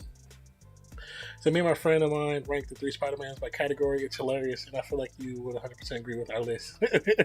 Probably. You probably would. You have to, if it's a long list, so you just have to send it to me. Send it to me if y'all talk about it, or if you have like something written down, just send it to me on Instagram. But people are really defensive of Toby, and that's why another thing like that, Bully Maguire, it's not even funny to me, because when he got the symbiote and all of a sudden his hair slicked to the side and he became emo, he became emo Spider-Man. I was like, I remember sitting in the movie theater and I was watching the story progress, and then that happens, and I'm like, this is like, so this is what you did to my Spider-Man? This is what you did to my Spider-Man. And people liked it. And people honestly liked it. Like, you don't like movies if you like that. And then when people talk about the bully thing, it's like, you don't like, if you really want that in the MCU, then you don't like the MCU. Because that degrades the MCU. I wouldn't even put that in a DC EU. But that's just me, man. Like,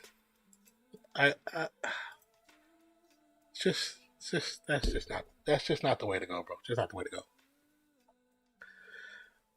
Sent it over. We ranked it like that because the Olympics were going on. Okay. I'll check it out. I didn't check it out. I won't check it right now. I'll check it out afterwards because we need to wrap this up. And we've been talking for 3 hours on comics, and I love it, but it is 5 o'clock in the morning, and if I want to get up to record videos tomorrow, because I gotta also do. I need to try to do setup for a possible dual stream for Thursday, so I got to do all that too. But I'm hoping I don't mess up my schedule too much by going to sleep right now. As long as I can still go to sleep, I'll be good. But this was actually a great conversation. It was really, really great conversation, and I'm glad we had this. So, sounds good, man. Coach James, thank you so much, bro. I truly appreciate you. Thank you for being here. Thank you for the conversation. Thank you for all the good times. Thank you for the follows. Just thank you for being cool people, man. Like I said, thank you for joining Discord as well. It's a growing process, trying to get people to be more conversational on there, but it's a growing process. So thank you just for joining the Fiction Fam. And I'm not sure if you're used to YouTube, but follow your boy on YouTube. We do a lot of reactions. We have over 400 plus videos on YouTube. We've now at close to 1,600 subscribers. And like I said, we've got to the point where we got approved for the members partnership to be partners with, true partners with YouTube, and not just like, not just creating for fact of creating, but it gives us avenues to do and grow in other ways. So everything's not so reliant on Twitch content. So with that being said, please subscribe over at YouTube. You got a good thing going. I can't wait to see where it takes you. Man, I appreciate that. And man, you got a good thing going. That art is fire. You just gotta branch out. Okay, before we get off, I have a question. I seen, the vehicles, the trucks. I seen like 1 or 2 characters. Are you into doing character development for a possible future comic book? That's just we might have to really talk. Try to get my son is in art. He's in art, and try to get him to do some stuff. But it's just, sometimes it's so hard to get him just to focus on stuff that's not really his own projects. And I want to work with him just because if we're able to do it and create it, it'd be dope to have his work in there. You know what I'm saying? But can't just sit and wait forever because it's something I want to do. Yeah, I'll be down. I stuck to vehicles because that's my demographic that follows me. Oh, understandable.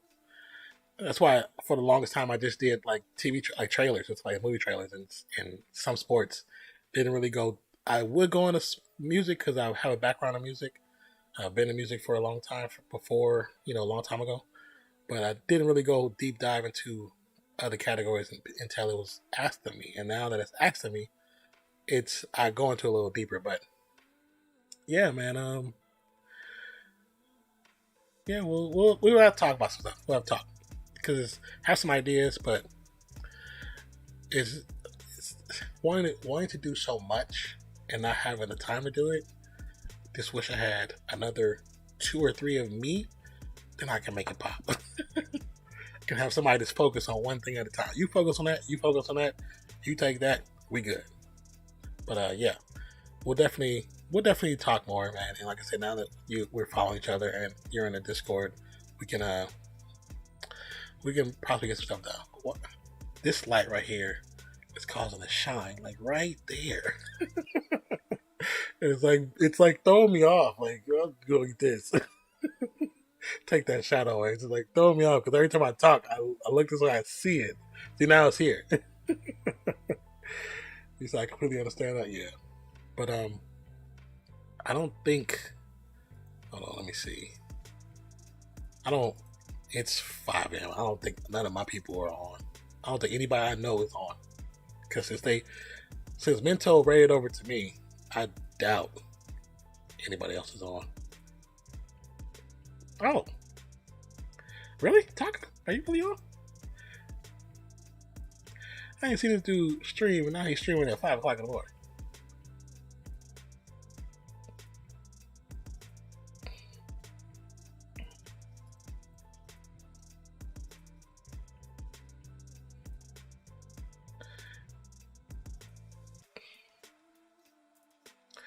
So what we're going to do, I don't know how long he's going to be on for, but we're going to raid over to Taka Fuji, who's playing Valorant. Taka's good peoples over there on Twitchers. I'm going to start that up.